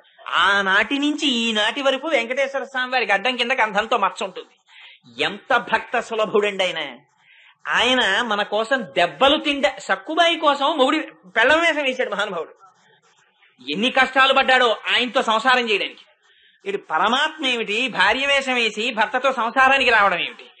నిజంగా మన ఆర్తి ఏ పాటిదిరా అనిపిస్తుంది. ఇంత ఆర్తి మనం చూపిస్తే ఇన్ని మెట్లు దిగిపోవడానికైనా పరమాత్మ సిద్ధంగా ఉంటాడు. ఇది తులసిని కిరీటమునకు చుట్టబడగా అటువంటి కిరీటమును ధరించి ఉన్నటువంటి నారాయణమూర్తి యొక్క స్వరూపం నేను ఇన్ని జగత్తులను శాసించిన వాడిగా, నారములకు ఆయనమైన వాడిగా, సమస్త బ్రహ్మాండముల యందు అనుప్రవేశము చేసి నిలబెట్టిన వాడిగా, ఎంత శాసకుణ్ణో, ఎంత ఔన్నత్యమును కలిగిన వాణ్ణో, నన్ను భక్తితో పిలిస్తే పరిగెత్తుకు రావడానికి అంత సులభుణ్ణి అని ఆ తులసి వాసన అనేటటువంటి వ్యామోహం తనది భక్తుల పట్ల, భక్తుల వ్యామోహం తన పట్ల సూచించేదిగా ఉన్న ఆ నారాయణుడున్నాడే, ఆయన ఎంతటి దాక్షిణ్యమూర్తి, ఎంతటి ఉదార బుద్ధి కలిగిన వాడంటే, మహానుభావుడు మాకు ఏ కైంకర్యం చేత కాదు, ఏమీ తెలియనటువంటి మేము వెళ్లి ప్రార్థన చేస్తే మాకు పర అనేటటువంటి పురుషార్థాన్ని ఇచ్చినటువంటి వాడు. చూడండి ఎంత లోతుగా మాట్లాడుతోందో చూడండి ఆవిడ. ఇవాళ ఏ మహానుభావుడు నమ్మాళ్ళ వారికి ఆకలి దప్పిక లేకుండా చేశాడో, పాంచభౌతికమైనటువంటి శరీరమునకు ఆకలి దప్పిక సహజమైన విషయాలు, అటువంటి శరీరములో ఆకలి దప్పిక లేకుండా తన ప్రయత్నమన్నది అసలు ఈ లోకములోకి వచ్చిన తరువాత ఏదీ చెయ్యకుండా పుట్టుకతోనే బ్రహ్మానందాన్ని ఇచ్చినటువంటి మహాపురుషుడైనటువంటి శ్రీమన్నారాయణుని యొక్క అనుగ్రహంతో బ్రహ్మానందమును అనుభవించినటువంటి నమ్మాళ్ళవారిని దృష్టిలో పెట్టుకుని చేస్తున్న పాశురం కనుక ఆ తల్లి అంటుంది, మాకేమీ చేత కాదు, మేమేమి ప్రత్యేకించి చేసినటువంటి కైంకర్యం లేదు, అయినా మాకు పర అన్న పురుషార్థాన్ని ఇచ్చాడు. ఏమిటి పర?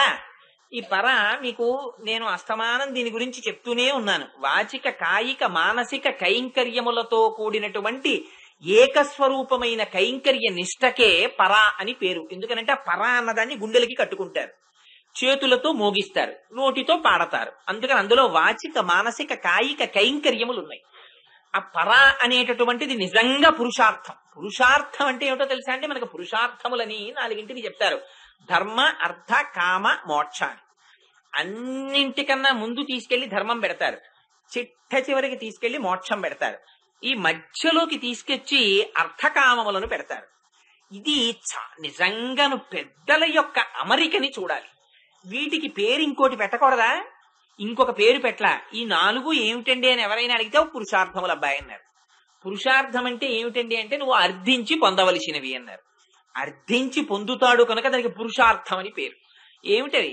ధర్మ అర్థ కామ మోక్షాలు. అయితే చిత్రం ఏమిటంటే మోక్షాన్ని మనం సంపాదించుకోవడం అంటూ ఏముండదు ప్రత్యేకంగా.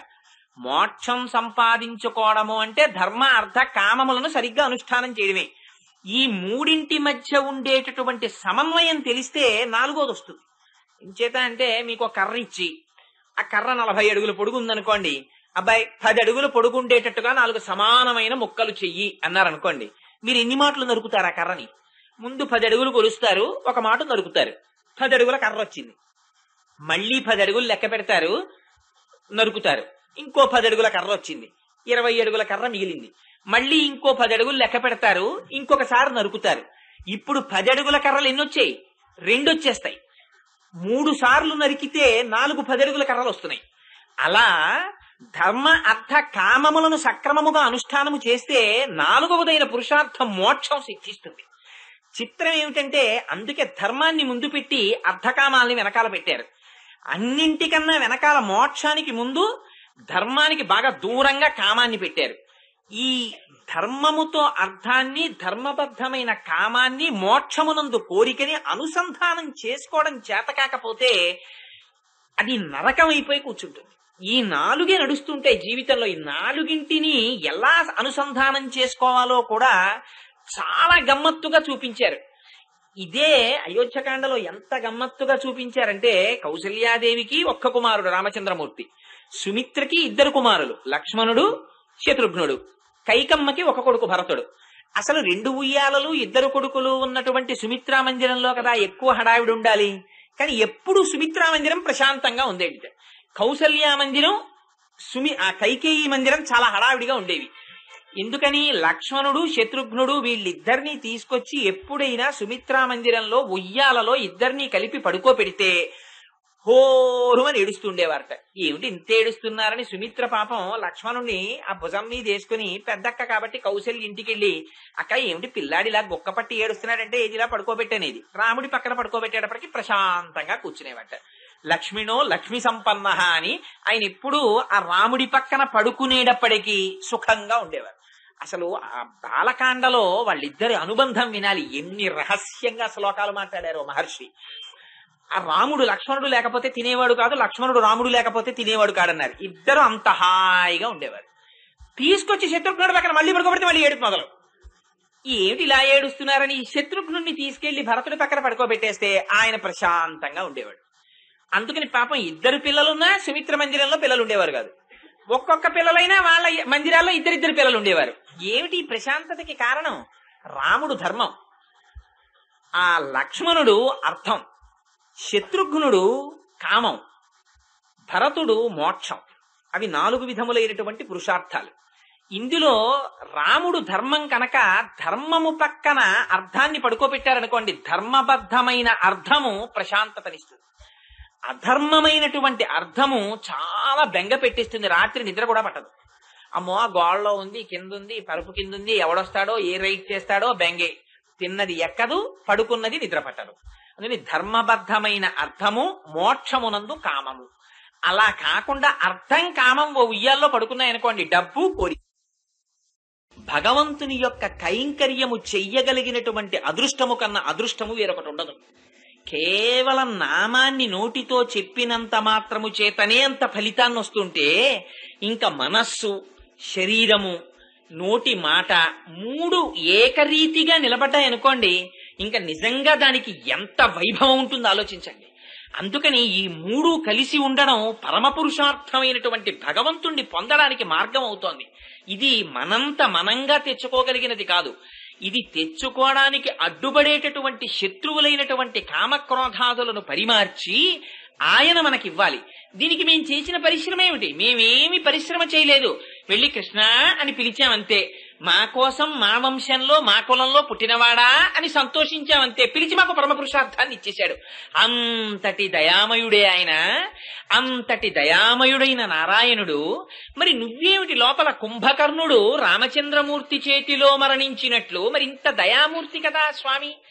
ఇంత దయామూర్తి ఆ కుంభకర్ణుడి పట్ల సంహరించవలసిన వాడు కావడం ఏమిటి అంటే, దోషం పరమాత్మలో ఉండదు, దోషం ఉపాసనలో ఉంటుంది. అంటే కామంతో ప్రవర్తించిన వాళ్ళు భగవంతుణ్ణే పొందుతారు, క్రోధముతో ప్రవర్తించిన వాడు పరమాత్మనే పొందుతాడు, విరోధంతో ప్రవర్తించిన వాడు భగవంతుణ్ణే పొందుతాడు, భక్తితో ప్రవర్తించిన వాడు ఆయన్నే పొందుతాడు. ఎందుకని అంటే మనస్సు లక్క ముద్ద లాంటిది, కాల్చిన లక్క లాంటిది. దాని మీద మీరు ఎలాంటి ముద్ర వేస్తే అలా పడుతుంది. కంసుడు కేవలం ఆయన మీద కక్ష పెట్టుకున్నాడు, కృష్ణుడు పుట్టగానే చంపేస్తానని. అందుకని ఎప్పుడు చూసినా కుడుచుచు, తిరుగుచు, అరుగుచు, కూర్చుండి లేచు ననవరతంబున్ హరి తలచి తలచి జగమా హరిమయముగ చూచే కంసుడు ఆరని ఎలుకన్. ఆ వైరంతో అమ్మో కృష్ణుడు పుట్టేస్తాడేమో, కృష్ణుడు పుట్టేస్తాడేమో, కృష్ణుడు పుట్టేస్తాడేమో అని బెంగ పెట్టుకుపోయి చచ్చిపోయాడు.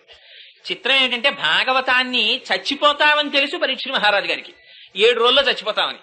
7 రోజుల్లో చచ్చిపోతే ఏమిటి విచిత్రం? 7 రోజులు నాకు భాగవతం చెప్పండి అని విన్నాడు పరీక్ష మహారాజు గారు. సుఖంగా చచ్చిపోయాడు ఆయన. సుఖంగా చచ్చిపోవడం అంటే ఏముందండి, శరీరం వదిలేశాడు. ఆ దేవకీదేవి యొక్క అష్టమ గర్భానికి చచ్చిపోతావు నువ్వు అందే శరీరం అని కంసుణ్ణి. అష్టమ గర్భం అంటే ఇంకా ఆవిడ పెళ్ళై కొత్తగా విడుతోంది. 8వ కడుపున పిల్లాడి పుట్టాలంటే కనీసం 1.5 సంవత్సరాలకు పిల్లాడిని చూసినా 8, 1.5 12 సంవత్సరాల తర్వాత పుడతాడు. పాపం 7 రోజులు కథ విని హాయిగా శరీరాన్ని వదిలేశాడు పరీక్షిత్తు. 18 సంవత్సరాలు చచ్చిపోయి బతికాడు కంసుడు. వాడు బతికాడన్న మాటే కాని ఎప్పుడూ కృష్ణుడి గురించి బెంగే. ఎక్కడ పుట్టేశాడో, ఏమైపోతున్నాడో, ఎలా పెరిగిపోతున్నాడో, ఆ శకటాసురుణ్ణి పంపించా, తృణావర్తుణ్ణి పంపించా, పూతని పంపించా, వెళ్ళినవాడు వెళ్ళిపోయినట్టు పడిపోవడమే కానీ వచ్చినవాడు లేడు. చచ్చిపోయాడు నువ్వు పంపించిన వాడు అనేవారు. అమ్మో వాడిని చంపేశాడు, వీడిని చంపేశాడు, ఒక్కొక్కడు జారిపోతున్నాడు. బెంగ నిద్ర పట్టేది కాదు, తిన్నది తినేవాడు కాదు. ఇంత బెంగ పెట్టుకుని చచ్చి బతికిపోయాడు కృష్ణుడి చేతిలో చచ్చిపోయి. అందుకని క్రోధం పెట్టుకున్నవాడు కృష్ణుడి చేతిలోకే వెళ్ళిపోయాడు. వైరం పెట్టుకున్నవాడు శిశుపాలుడు ఆయనలోకే చేరిపోయాడు. ఆయన యందు కామం పెట్టుకున్న గోపికలు ఆయన ఎందే చేరిపోయారు. ఆయన యందు భక్తితో ప్రవర్తించినటువంటి అక్రూరుడు ఆయనలోనే చేరిపోయాడు. ఆయన యందు స్నేహం పెట్టుకున్న అర్జునుడు ఆయనలోనే చేరిపోయాడు. ఆయనతో ఎల్లాగో అలా సంబంధం పెట్టుకుంటే చాలు ఆయనలోకి చేరిపోతున్నారు. అందుకని కావలసిందేమిటి? ఆయనతో సంబంధం పెట్టుకోవడం. ఆ సంబంధం పెట్టుకోవడంలో పొరపాటు కానీ ఆయన పొరపాటు కాదు సంహరించడం. కుంభకర్ణుడు భగవంతుని పట్ల విరోధంతో ప్రవర్తించాడు. దీపం అందరికీ వెలుగునిస్తుంది. ఆ దీపాన్ని అక్కడ పెట్టుకుని రామాయణం చదువుకుంటున్నాడు ఆయన. దిక్కుమాలిన దీప పురుగు ఎక్కడి నుంచో ఎగురొచ్చి ఆ దీపంలో పడి కాలిపోయింది. అది దీపం తప్ప ఆ దీపం ఈయనకి రామాయణం చదువుకోవడానికి ఉపయోగపడుతోంది. అదే దీపం అక్కడ ఉన్న కత్తిని అటుగా వస్తున్న వారికి చూపించి, అయ్యో ఇక్కడ కత్తి ఉందని కాలు వెయ్యకుండా చేసి ఆ కత్తిని పక్కన పెట్టి నడిచేటట్టు చేసింది. అదే దీపం దీపపు పురికి మరణహేతువైంది. అది దీపం దోషమా, లేక దీపం యొక్క ప్రయోజనమా, లేకపోతే దీపాన్ని వాడుకోవడంలో వచ్చిన దోషమా? దీపాన్ని వాడుకోవడంలో దోషం. అందుకని ఆయన పరమాత్మే. కానీ కుంభకర్ణుడికి తెలియలేదు పరమాత్మగా ఆయన్ని ఉపాసన చేయడం. తెలియక వైరం పెట్టుకున్నాడు, వైరంతో సమసిపోయాడు. అందుకని ఆయనని మేము ఇవాళ నువ్వు ఆ కుంభకర్ణుడు రాముడి చేతిలో మరణించినప్పుడు ఆయన నీకు ఆ నిద్రనిచ్చేస్తే అంతకన్నా గొప్ప నిద్ర నువ్వు పోతున్నావా అని అడుగుతున్నారు వాళ్ళు. అంటే అటువంటి రాక్షసుడి నిద్ర లోపలనున్న గోపిక నిద్రపోతోంది అని అడిగితే మరి పాశురంలో చెప్తున్నది నమ్మాళ్ళు వారిని కదా, ఎలా పొంతన కుదురుతుంది? అంటే వాళ్ళు అందుకే పదప్రయోగంలో చాలా గుంభనంగా వ్యవహరించారు. కుంభకర్ణుడు అనలేదు, కుంభకరుణుడు అన్నారు కదమ్మా. ఆ ద్రవిడ భాషలో మాట్లాడేటప్పుడు కుంభకరుణుడు అని పిలిచారు. ద్రవిడ భాషలో కుంభకరుణుడు అంటేట కుంభము నుంచి జన్మించినటువంటి అగస్త్య మహర్షిని పిలిచినట్టు. ఇక్కడ ఆయన పోతున్నటువంటి నిద్ర సామాన్యమైన నిద్ర కాదు. ఆ గోపికది తామసీ నిద్ర కాదు. కుంభకర్ణుళ్ళ 6 నెలలు నిద్రపోవడం, 6 నెలలు లేవడం కాదు. ఆవిడ నిద్ర ఎటువంటి నిద్ర అంటే సంతతము భగవంతునితోటి రమించేటటువంటి బ్రహ్మానుభవం, ఒళ్ళు తెలియనటువంటి స్థితిలో బ్రహ్మమును అనుభవించడం, అది ఆవిడ నిద్ర. ఈ కుంభకర్ణుడు అగస్త్యుడు 3 సాధించాడు జీవితంలో. సాధించడం ఏమిటి? ఆయన చూపించారు మహానుభావుడు. అగస్త్య మహర్షి వింధ్య పర్వతాన్ని సూర్యుడికి అడ్డంగా పెరిగితే సూర్యుని యొక్క పథానికి అడ్డొస్తోందని ఆయన వస్తే ఆ వింధ్య పర్వతం తల వంచి నమస్కరించింది. మళ్ళీ నేను వచ్చే వరకు తలెత్తకన్నారు. అలా ఉండిపోయింది వింధ్య పర్వతం. సూర్యుని యొక్క గమనమునకు ఎదురు లేకుండా వింధ్య పర్వతాన్ని అణిచారు. 2 సముద్రాన్నంతటిని ఆయన ఔపోసన పట్టారు. సముద్రం లోపల రాక్షసులు ఉండేవారు. రాక్షసులుంటే వాళ్ళు అప్పుడప్పుడు రాత్రి వేళ అయిన తర్వాత బయటకు వస్తుండేవారు. బయటకు వచ్చి చంపేసి మళ్ళీ సముద్రం పడుగుడికి వెళ్ళిపోయి ఆ లోపల నుంచి పాతాళానికి వెళ్ళిపోయేవారు. వాళ్ళని ఎలా సంహరించాలో ఇంద్రుడికి అర్థం కాలేదు. అర్థం కాక అగస్త్య మహర్షిని అడిగాడు, భగవాన్ మీరు పని చెయ్యండి, సముద్రంలో ఉన్న నీళ్లన్నీ మీరు తాగేయండి, తాగేస్తే మాకు ఆ పాతాళ ద్వారం కనపడుతుంది, మేము అందులోంచి వెళ్లి ఆ కాలకేయాది రాక్షసుల్ని సంహరిస్తామన్నాడు. అగస్త్య మహర్షి అన్నారు, దానికి ఉంది అలాగే చేస్తానులో బాయ్ అని సముద్రం దగ్గరికి వెళ్ళి సముద్రంలో నీళ్లన్నీ పరీక్షించేశారు. ఒక్కసారి అలా చేత్తో తీసుకుని గుడుక్కుని మింగేశారు. ఆయన యోగశక్తి అటువంటిది.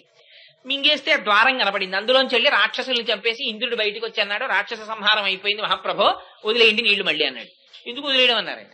అంటే మరి భూమి మీద నీళ్లు భూమి అన్ని ఈక్వల్ గా ఉండాలి కదా పంచభూతాలు, అందుకని మళ్ళీ వదిలేయండి అన్నాడు. మరి నువ్వు ఈ మాట ముందు చెప్పలేదు, నేను తాగిన నీళ్లు అరిగిపోయాయి అన్నాడు. అయ్య బాబోయ్ అలా అయితే ఎలాగా, సముద్రాలు ఉండాలి, మీరు అరిగిపోతే ఎలాగండి, విడిచిపెట్టండి అన్నాడు. ఉన్న నీళ్లు వదిలేస్తానని మూత్రం కింద వదిలేశారు అగస్త్య మహర్షి. అందుకని సముద్రపు నీరు ఉప్పు, అందుకని నిత్య స్నానానికి పనికిరాదు. ఇది నేను సొంతంగా చెప్పానని అనుకోకండి, బ్రహ్మవైవర్త పురాణంలో ఉంది, కావాలంటే చూసుకోండి. అందుకని ఆ సముద్రాల్ని ఔపోసన పట్టిన వారు అగస్త్య మహర్షి. అది ఆయన సాధించినటువంటి 2వ గొప్ప విషయం. 3వది వాతాపి. వాతాపి అందరి దగ్గరికి వెళ్లి మా పితృకార్యం అండి మా ఇంట్లో, మీరు భోజనానికి రండి అనేవాడు. తన తమ్ముడి చేతిలో తాను ఏ మేకగానో మారి సంహరింపబడి వాడికి వరం ఉండేది, మళ్ళీ వాతాపి రా అంటే వచ్చేసేవాడు. ఆ రోజుల్లో తండ్రికి తద్దినం పెడితే మాంసాన్ని కూడా అందులో ఆహారంలో పాటు వడ్డించేవారు. అయితే ఈ యుగ లక్షణం కాదు, బ్రాహ్మణులు అప్పుడు, ఈ యుగంలో లేదు. ఈ కోటేశ్వరారు చెప్పారు పురాణంలో అని ఎక్కడైనా కొపదీసి అది వండితే నన్ను ఎవరైనా అడిగితే లేనిపోని ఉపద్రవం. అది ఎప్పుడో వేరు యుగంలో ధర్మం అంతే అది. అందుకని ఆ మాంసం వడ్డించి తీసుకొచ్చి అక్కడ పెడితే పాపం వచ్చిన వాళ్ళు తెలియక తినేసేవారు. ఆయన తినేయగానే ఆ వాతాపి తమ్ముడు ఏం చేసేవాడంటే వాతాపి బయటికి రానివాడు. వాడు మళ్ళీ లోపల ప్రాణం పోసుకుని గభాలన వచ్చిన భోక్త యొక్క పొట్ట చీల్చుకుని బయటకు వచ్చేసేవాడు. చేయగానే తినడానికి వద్దామని వచ్చిన వాడు తినబడేవాడు, వాడు పడిపోయేవాడు. వీళ్ళిద్దరూ తినేసేవారు శుభ్రంగా. అగస్త్య మహర్షిని పిలిచారు రోజున ఆయన్ని తినేద్దామని. ఆయనకి తెలుసు ఈ విషయం. ఆయనకి వచ్చిన తర్వాత వాతాపిని వడ్డించారు. ఆయన తినేశారు. తినేసి ఆఖరినోసారి కడుపు మీద చెయ్యేసుకుని జీర్ణం వాతాపి జీర్ణం అన్నారు. అనేటప్పటికీ వాడు జీర్ణం అయిపోయాడు. జీర్ణం అయిపోతే వీడు బయట నుంచి వాతాపి రా అంటున్నాడు వాళ్ళ తమ్ముడు. ఇంకేం వస్తాడు, జీర్ణం అయిపోయాడు. వాతాపిని జీర్ణం చేసుకున్నారు ఆయన. అందుకని ఆయన దగ్గర చాలా ప్రముఖమైనటువంటి లక్షణాలు ఉన్నాయి. ఈ 3 లోపల నిద్రపోతున్న గోపికకున్నాయి. ఎందుకని ఆయన నమ్మాళ్ళవారు కనుక. ఏమిటిది? వింధ్య పర్వతం సూర్యపథానికి అడ్డొస్తోంది. సూర్యుడంటే స్వయం ప్రకాశకుడు, జ్ఞానం. ఆ జ్ఞానము కలగకుండా దేహాత్మాభిమానం అడ్డొస్తోంది. అసలు ఈ దేహాత్మాభిమానం మొట్టమొదటి నుంచి తల్లి కడుపులోంచి వచ్చిన దగ్గర నుంచి లేనివారు. అందుకని దేహాత్మాభిమానమును అధిగమించినటువంటి గోపిక లోపలుంది. 2, ఆయన సముద్రాన్ని ఔపోసన పట్టారు. సమస్త శాస్త్రములలో ప్రతిపాదింపబడినటువంటి అన్ని రహస్యములను తాము తెలుసుకున్నారు. అటువంటి గోపిక లోపల నిద్రపోతోంది. నిద్రపోవడం అంటే తామస నిద్ర కాదు, బ్రహ్మానందాన్ని పొందుతోంది. 3, ఆయన వాతాపిని సంహరించారు. అంటే మృత్యువు లేని స్థితిని పొందారు. మృత్యువు లేకపోవడం ఏమిటి అంటే, మృత్యువు దేనికి ఉంటుంది? శరీరానికి ఉంటుంది. అసలు చాలా ఆశ్చర్యకరమైన విషయం ఏమిటంటే, మనందరికీ ఒక పనికిమాలిన బెంగోటి ఉంటుంది. అంటే మనందరికీ అని నేను ఎందుకన్నానంటే ఆ మాట నాకు కూడా ఉంది కాబట్టి. అందుకని మీకు అని అనడానికి నాకేం అధికారం లేదు. ఏమిటా బెంగ అంటే, చచ్చిపోతానేమో అని బెంగ. అందుకని వాడు గుడికి కూడా రాడు. ఎందుకు రాడంటే, చలికాలం అంటే నాకు పడదు, కోల్డ్ ఎలర్జీ, 70 ఏళ్ళు ఏమైపోతానో బెంగ. పురాణానికి వెళ్ళడు, దేనికి వెళ్ళడు. ఎందుకు వెళ్ళడంటే ఇదిగో దీని గురించి బెంగ. అంటే నేను ఎవరిని విమర్శించాలని ఈ మాట చెప్పట్లేదు. ఒకవేళ అలాంటి వాళ్ళు ఎవరైనా ఉంటే నువ్వు నా గురించి చెప్పావని అనకండి నన్ను. శాస్త్రం ఉన్నమాట చెప్పానంతే. అందుకని ఎంత బెంగ అంటే ఇది ఉండిపోతుందని. నువ్వు ఇంత బెంగెట్టుకుని ఉంచుకుంటే ఇదేం ఉండదు. ఇది వెళ్ళిపోతుందన్నది తథ్యం. మీ నాన్నగారికి తద్దినం పెడుతున్నావు, అదే సాక్ష్యం. మీ నాన్నగారు కూడా ఇలాగే అనుకుని వెళ్ళిపోయారు, తద్దినం నీతో పెట్టించుకుంటున్నారు. ఆయనకి ముందు తాతగారు ఇలాగే అనుకున్నారు, ఆయన వెళ్ళిపోయి మీ నాన్నగారితో పెట్టించుకున్నారు. నువ్వు కూడా ఇలాగే అనుకుని వెళ్ళిపోతావు, మీ అబ్బాయి తద్దినం పెడతాడు, ఇది ఖాయం. అయితే చిత్రం ఏమిటంటే వీడికి మాత్రం దీనితో తాదాత్మ్యత. ఇది ఉండిపోతుంది, ఇది ఉండిపోతుంది, ఇది ఉండిపోతుందని బెంగ. ఎంత బెంగ అంటే, ఇది ఎంత పనికిరాని బెంగ అంటే, పక్కింట్లో దొంగలు పడ్డారనుకోండి, వీడు 6 నెలలు తలుపులు చాలా జాగ్రత్తగా వేసుకుంటాడు. తలుపులు జాగ్రత్తగా వేసి రాలేదు అని బెంగెట్టుకుంటాం. 7 దొంగలు వచ్చి ఎత్తుకుపోతారని. పక్కింట్లో దొంగలు పడ్డారనే నీకంత బెంగే నీ ఇంట్లో గురించి. మరి పక్కింట్లో చచ్చిపోయారు, చాలా చావులు వచ్చాయి పక్కింట్లో. ఏ ఇంట్లో చావు లేకుండా ఉంటుంది? పక్కింట్లో చచ్చిపోయారు ఒకప్పుడు. ఎవరో ఒకళ్ళు చచ్చిపోకుండా ఉంది, పక్కిళ్ళు చచ్చిపోయారు. కాబట్టి అక్కడ దొంగలు పడితేనే నువ్వు బెంగెట్టుకుంటే, అక్కడ అగ్నిహోత్రం పుడితేనే నువ్వు బెంగెట్టుకుంటే, అక్కడ కరెంటు పోతేనే నువ్వు బెంగెట్టుకుంటే, అక్కడ చచ్చిపోయారు కాబట్టి ఇక్కడ కూడా ఎప్పుడప్పుడు వస్తాడు వాడు. అక్కడ చంపినవాడు ఇక్కడ చంపడానికి రాడేమిటి? మరి దానికి నువ్వేం కూడబెట్టుకుంటున్నావు? దేన్ని కూడబెడుతున్నావు అంటే, దానికి కూడబెట్టుకోవాల్సింది ఒక్కటే, ఇది ఉండదని తెలుసుకోవడం. ఇది ఉండదురా, దీన్ని పట్టుకోవడం అనవసరం. మరి దేన్ని పట్టుకుందాం? అందుకని పూజలో తేడా మారుస్తారు. తెలివైన వాళ్ళు ఏం చేస్తారంటే, ఇప్పుడు ఇంటికి చుట్టం వస్తాడు, వాడితో కష్టాలన్నీ, ఇదే పనికి మాలిన ప్రసంగం ఎక్కడ ప్రారంభం అవుతుందంటే, ఊసుపోని కబుర్లు చెప్పే వాళ్ళందరితో తాదాత్మ్యత. ఎక్కడైనా భగవన్నామని చెప్తోందంటే అబ్బా ఎంత బోరో ఆవలింతలు వచ్చేస్తుంటాయి. కారణం ఏంటంటే సంస్కార బలం. ఇది ప్రయత్నపూర్వకంగా అధిగమించాలి మనం. లేకపోతే ఏమవుతుందంటే కాలం వ్యయం అయిపోతుంది. అక్కడ వ్యయం అయిపోవడంలో ఏమవుతుందంటే వాడికి తెలియదు, కాలం అయిపోతోందన్న విషయం తెలియదు. అక్కర్లేని విషయాలన్నీ వినడంలో ఉత్సాహం, ఇవన్నీ వింటుంటాడు. అసలైన విషయాలు పట్టించుకోవలసినటువంటి అవసరం ఉండదు. అందుకని పూజలో ఏం చేస్తారంటే ఓ తెలివైన మాట అంటారు, ఇది ఉండదు, ఇది నువ్వుండు నువ్వుండు నువ్వుండు, ఇదే కదా బెంగ. ఇంటికి వచ్చిన చుట్టాన్ని ఎన్నాళ్ళు మీరుండండి మీరుండండి మీరుండండి అని ఎన్ని కష్టాలు చెప్పుకున్నా వాడు తెలివైన వాడు. వాడు ఇవన్నీ విని శుభ్రంగా భోజనం చేసి రాత్రి పడుకున్నప్పుడు ఇంకొక 2 రోజులు ఈ గొడవ, ఎల్లుండికి రిజర్వేషన్ అయిపోయింది నాకు అనుకుంటాడు వాడు. ఎందుకంటే వాడికి ఏంటి, ఈ కష్టాలతో వాడికి నిజంగా సంబంధం ఉందా? వాడికి ఏం అంత పెద్ద సంబంధం లేదు. ఏదో బంధువు కాబట్టి కొంచెం నీ కష్టం వాడి కష్టంలో పెద్ద యాక్షన్ 500 చేస్తాడు అక్కడ. అంతేగాని నిజంగా వాడేం నీ కష్టం, వాడి కష్టం ఏం అయిపోదు. దీనికి ఏమిటంటే పాపం ఏదో తప్పదు, వీడికో పాపం పుణ్యం ఉన్నాయి, అది అనుభవించడానికి తీసుకొచ్చాడు దీన్ని. అది అయ్యే వరకు నేను అనుభవించాలి కదా, ఇది అనుభవిస్తే కదా లోపల మనస్సు అనుభవిస్తుంది. అందుకని దీనికి ఒక కురు పుట్టాలి, దీనికి కాలు నొప్పి పెట్టాలి, దీనికి మోకాలు నొప్పి పెట్టాలి, ఓ రోజున ఇది ఏసీలోకి వెళ్ళాలి, ఈ సుఖాలు దుఃఖాలు ఇది అనుభవిస్తుంటే ఏదో రోజు బెంగెట్టుకుని నాతో పట్టుకుంటున్నాడు, నేను ఉంటానేట్రా, నేను ఇలా పోయేదాన్ని, ఊరికే నన్ను పట్టు కూర్చుంటాడు, నేను ఉంటానా అంటుంటుంది పాపం ఇది. కానీ చిత్రం ఏంటంటే ఎప్పుడూ ఉండేది ఒకటి ఉంటుంది లోపల ఆత్మ, దాని జోలికి వీడెళ్ళడు. అందుని పెద్దలు ఏం చేస్తారంటే దీన్ని అడగరు, నువ్వుండు నువ్వుండు నువ్వుండని దీన్ని అడగరు. దేన్ని అడుగుతారంటే నువ్వు వెళ్ళిపోయేటప్పుడు నన్ను వదిలేయకు, నువ్వు వెళ్ళిపోయేటప్పుడు నన్ను వదిలేయకని లోపల ఉన్నదాన్ని అడుగుతాడు. అది వెళ్ళిపోతే కదా ఇది పడిపోతుంది. అందుకని దాన్ని పట్టుకుంటారు, దాని కాళ్ళు అట్టుకుంటే అది ఉపకారం చేస్తుంది. అది వెళ్ళిపోయే ముందు ఏం చేస్తుందంటే పాపం అస్తమానం నన్ను అడిగేవాడని దా అని తనలో కలుపుకుంటుంది. కలుపుకుంటే సుషుమ్నలోంచి తీసుకెడుతుంది. సుషుమ్నలోంచి తీసుకెడితే బ్రహ్మగారి సభలో కూర్చోబెడుతుంది. అందుకని మళ్ళీ దీంట్లోకి రావాల్సిన అవసరం ఉండదు. ఆ వైరాగ్యం పెంచుకుంటాడు. అందుకని ప్రయత్నపూర్వకంగా ఇదేం అమంగళం కాదు, లోపల జ్ఞానమే యథార్థానికి.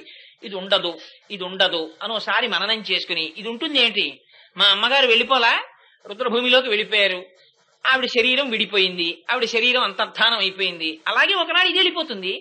ఆనాడు నేను తీసుకెళ్లిపోయినట్టే నా కొడుకు నన్ను తీసుకెళ్లిపోతాడు.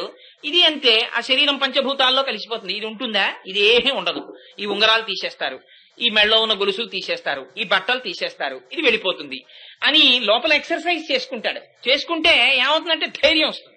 అవును, ఆ సత్యాన్ని యాక్సెప్టబిలిటీ అంటారు, యాక్సెప్ట్ చేయగలిగిన ధైర్యం వస్తుంది. ఈ లేని భీరుత్వం ఏం చేస్తుంటే పిరికితనం భ్రాంతి వైపు తీసుకెళ్తుంది. తీసుకెళ్లిన చివరికి రిజల్ట్ నిల్. ఎంత మీరు తాపత్రయపడి కల్లరి బొమ్మయవు కాయంబునొల్లా ఇదేం ఉండదు, నా వల్ల కాదని వెళ్ళిపోతుంది. పాపం అలా సాక్షి మాత్రంగా అదే స్థాయిలో ఆ మనస్సు పట్టుకుని అక్కడ చూసి అయ్యో ఇది కాలిపోయింది నడిస్తే మళ్ళీ భగవంతుడు ఇంకో శరీరం ఇస్తాడు, మళ్ళీ దాంతో తిరగడం. అందుకని దీంతో పెట్టుకోకుండా సరే నువ్వు వెళ్ళిపోతానన్నావు, నేను ఒప్పుకున్నా, నిజమేలే నువ్వు వెళ్ళిపోతావు, ఉంటాయేంటి ఎంతమంది వెళ్ళిపోలేదని.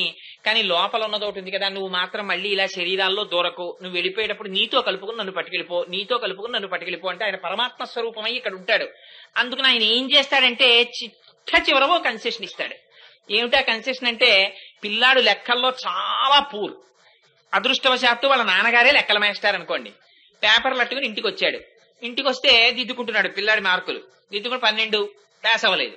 వాడిని పిలిచి 4 లెంపకాయలు కొట్టి ఏంట్రా బుద్ధుందా లేదా నీకు, ఏటి ఈ మార్కులు అని అంటే, నేను ఎవరిని టీచర్లు అంటలేదు మండిది, ఏ పెన్సిల్ తో రాసావో పెన్సిల్ పట్రా అని, ఈ లెక్క ఇలా చేయి అని దగ్గర కూర్చుని మొట్టికాయలు కొట్టి లెక్కలు చేయించేసి దిద్దేసి 35 కరెక్ట్ గా వేసేసి పాస్డ్ అని 50కి 35 135 వేసేసి 0 చుట్టేసి కింద సంతకం పెట్టేస్తాడు. అయిపోయింది అంతే, వాడు పాస్ అయిపోయాడు. ఎవరి దయ? అంటే ప్రభుత్వం మోడరేషన్ ఇచ్చింది, 31 4 మార్కులు మోడరేషన్ ఇచ్చాం, ప్రభుత్వం పాస్ చేసేసింది, వీడు అవ్వలేదు, ప్రభుత్వం పాస్ చేసింది, ఇంకేం ఏడుస్తోలే ఇంకో ఏడాది. అలా భగవానుడు ఏం చేస్తాడంటే చిట్ట చివర ఆయనే వాయు రూపంలో లోపలికి వచ్చి రామ రామ రామ అను, లేకపోతే శివ శివ శివ అను అనోసారి ఆ భగవన్నామం చెప్పించేస్తాడు. చిట్ట చివర భగవన్నామం చెప్తే ఓ గొప్ప ఉపయోగం ఉంది, కింకర్లు వెనక్కి వెళ్ళిపోతారు. యమధర్మరాజు గారికి ఒక ప్రతిజ్ఞ ఉంది, ఒరే చిట్ట చివర ఊపిరి తీసేటప్పుడు ఎవడైనా భగవన్నామం చెప్తే నువ్వు వాడి ఉసురు తీసుకురాకురా, వాడి కాళ్లకున్న మట్టి తీసుకురా, నీ కిరీటం మీద జల్లి నా కిరీటం మీద జల్లుకుంటాడంటాడు ఆయన. అందుకని ఈ చిట్ట చివర ఊపిరే కదండి, ఊపిరితోనేగా మాట్లాడాలి. అందులో ఊపిరిని చిట్ట చివరి ఊపిరిని స్వామి నామం కింద మారుస్తాడు. మారిస్తే ఏమైపోతుందంటే వీడు ఏ బెంగ లేకుండా ఆ స్వామి నామం చెప్పేస్తాడు. అసలు నిజంగా ఒకసారి శాస్త్రంలోకి వెనక్కి వెడితే మృత్యు అంటే ఏమిటి అన్నది డిఫైన్ చేసి వాళ్ళు మాట్లాడతారు. మాట్లాడితే మనకి నిజంగా అయ్యి బాబోయ్ ఇది ఎంత చాలా ఆశ్చర్యక, ఒళ్ళు రోమాంచితం అవుతుంది. ఏమి లేదు, ఏముంది మృత్యు అంటే రిట్రీట్ ప్రాసెస్. ఇంద్రియాలు, ఈ కన్ను చూస్తుందా, కన్ను మాంసపు ముద్ద, రక్త వికారం లోపల నుంచి ఆత్మ యొక్క శక్తి కంటి మీద పడితే కన్ను చూస్తుంది. ఈ ఇంద్రియాల యొక్క శక్తి ఏమవుతుందంటే వెనక్కి వెళ్ళిపోతుంది, వెనక్కి వెళ్ళిపోయి మనస్సులోకి వెళ్ళిపోతుంది. కానీ ఇంకా మనస్సు పనిచేస్తూ ఉంటుంది, కానీ కన్ను చూడదు. అలా తెరిచిన కన్ను తెరిచినట్టు ఉండిపోతుంది, గుడ్డు కదలదు. నాన్నగారండి నాన్నగారండి అని వచ్చి ఇక్కడ అరుస్తాడు, వినడం. నోట్లో పోస్తూ ఉంటాడు, మింగడం, కారిపోతుంటుంది. వెంటనే అప్పుడు ఒక దిక్కుమాలిన శాస్త్రం ఒకటి వస్తుంది మన వాళ్ళకి. అప్పుడు వస్తారు ఖచ్చితంగా, మంచం మీద పోకూడదు, దింపే బయట పెట్టు అంటారు. అనేటప్పటికీ మిగిలిన వాళ్ళకి అదొక పెద్ద నియమం ఏడవాలని. అందుకని వెంటనే పాపం వాళ్ళ శక్తి వంచన లేకుండా ప్రారంభం చేస్తారు పాపం. కానీ వీడు మనోస్థాయిలో ఉంటాడు ఇంకాను, అందుకని మనస్సు గ్రహిస్తూ ఉంటుంది. అప్పుడు వీడిని దింపేస్తుంటారు. అప్పుడు చూడండి వాడి బాధ ఉంటుంది. ఒక పక్క పాశం వేసి లాగుతుంటారు, ఒక పక్క వీళ్ళు బయటెట్టేస్తుంటారు. చిట్ట చివర ఆత్మలోకి వెళ్ళిపోతాడు, జీవుడిలోకి వెళ్ళి ఇప్పటి వరకు అవిద్యా స్వరూపంగా ఎలా ఉన్నాడో అలా జీవుడిలోకి వెళ్ళి, జీవుడు ఆత్మలోకి వెళ్తే సీక్రెట్ డోర్ ఆయనకొక్కడికే తెలుసు. ఆయన వెళ్ళిపోయే ముందు వీడు చేసిన పాపపుణ్యాలు ఆయనకి తెలిసి ఇక్కడ చిత్రంగా కూర్చుని గుప్తంగా రాశాడు. ఇన్నాళ్ళు పరమేశ్వరుడు ఇచ్చిన జీవితాన్ని ఏ దిక్కుమాల సబ్జెక్టులకి వేస్ట్ చేశావో ఆ దిక్కుమాల సబ్జెక్టుల యొక్క ఫలితాన్ని బట్టి ఆ డోర్ ఓపెన్ చేస్తాడు. 101 డోర్స్ ఉంటాయి. ఎటు వెళ్ళిపోతాడో తెలియదు, ఆ డోర్లోంచి వెళ్ళిపోతాడు. వెళ్ళిపోతే మళ్ళీ దానికి కావలసిన ఉపాధినిచ్చి మళ్ళీ పంపిస్తారు. అంతే మరణం అంటే. ఇది భగవంతుని యందు నమ్మకం పెట్టుకుని పూనికతో ఉన్నవాడికి ఆయన నిర్భయంగా ఆయన నామం చెప్పిస్తాడు. ఆయన పాదాల్లోకి తీసుకెడతాడు. ఆ మనస్సుకి అలవాటైపోయింది. అందుకే వేలు తలుపులో పడ్డా, లేకపోతే గభాలన కాలు మీద పొత్రం పడ్డా, అబ్బా నారాయణ అనో లేకపోతే శంకర అనో లేకపోతే శివ అనో అండం అలవాటైతే ఆ క్షణంలో కూడా అదే వస్తుంది. అయితే అదంత తేలిక మాత్రం కాదు, ఎంతో ప్రయత్నం ఉండాలి. ఇక్కడ ఎక్సర్సైజ్ ఉండాలి. ఆ ఎక్సర్సైజు ఎప్పటి నుంచో మొదలైపోవాలి. అది ఎప్పుడో మా రిటైర్మెంట్ తర్వాతేనండి ఎక్సర్సైజ్ అంటే, రిమెంబర్ 101 డోర్లు ఉన్నాయి, అందుకని వెంటనే ఆ డోర్ తెరుచుకోదు.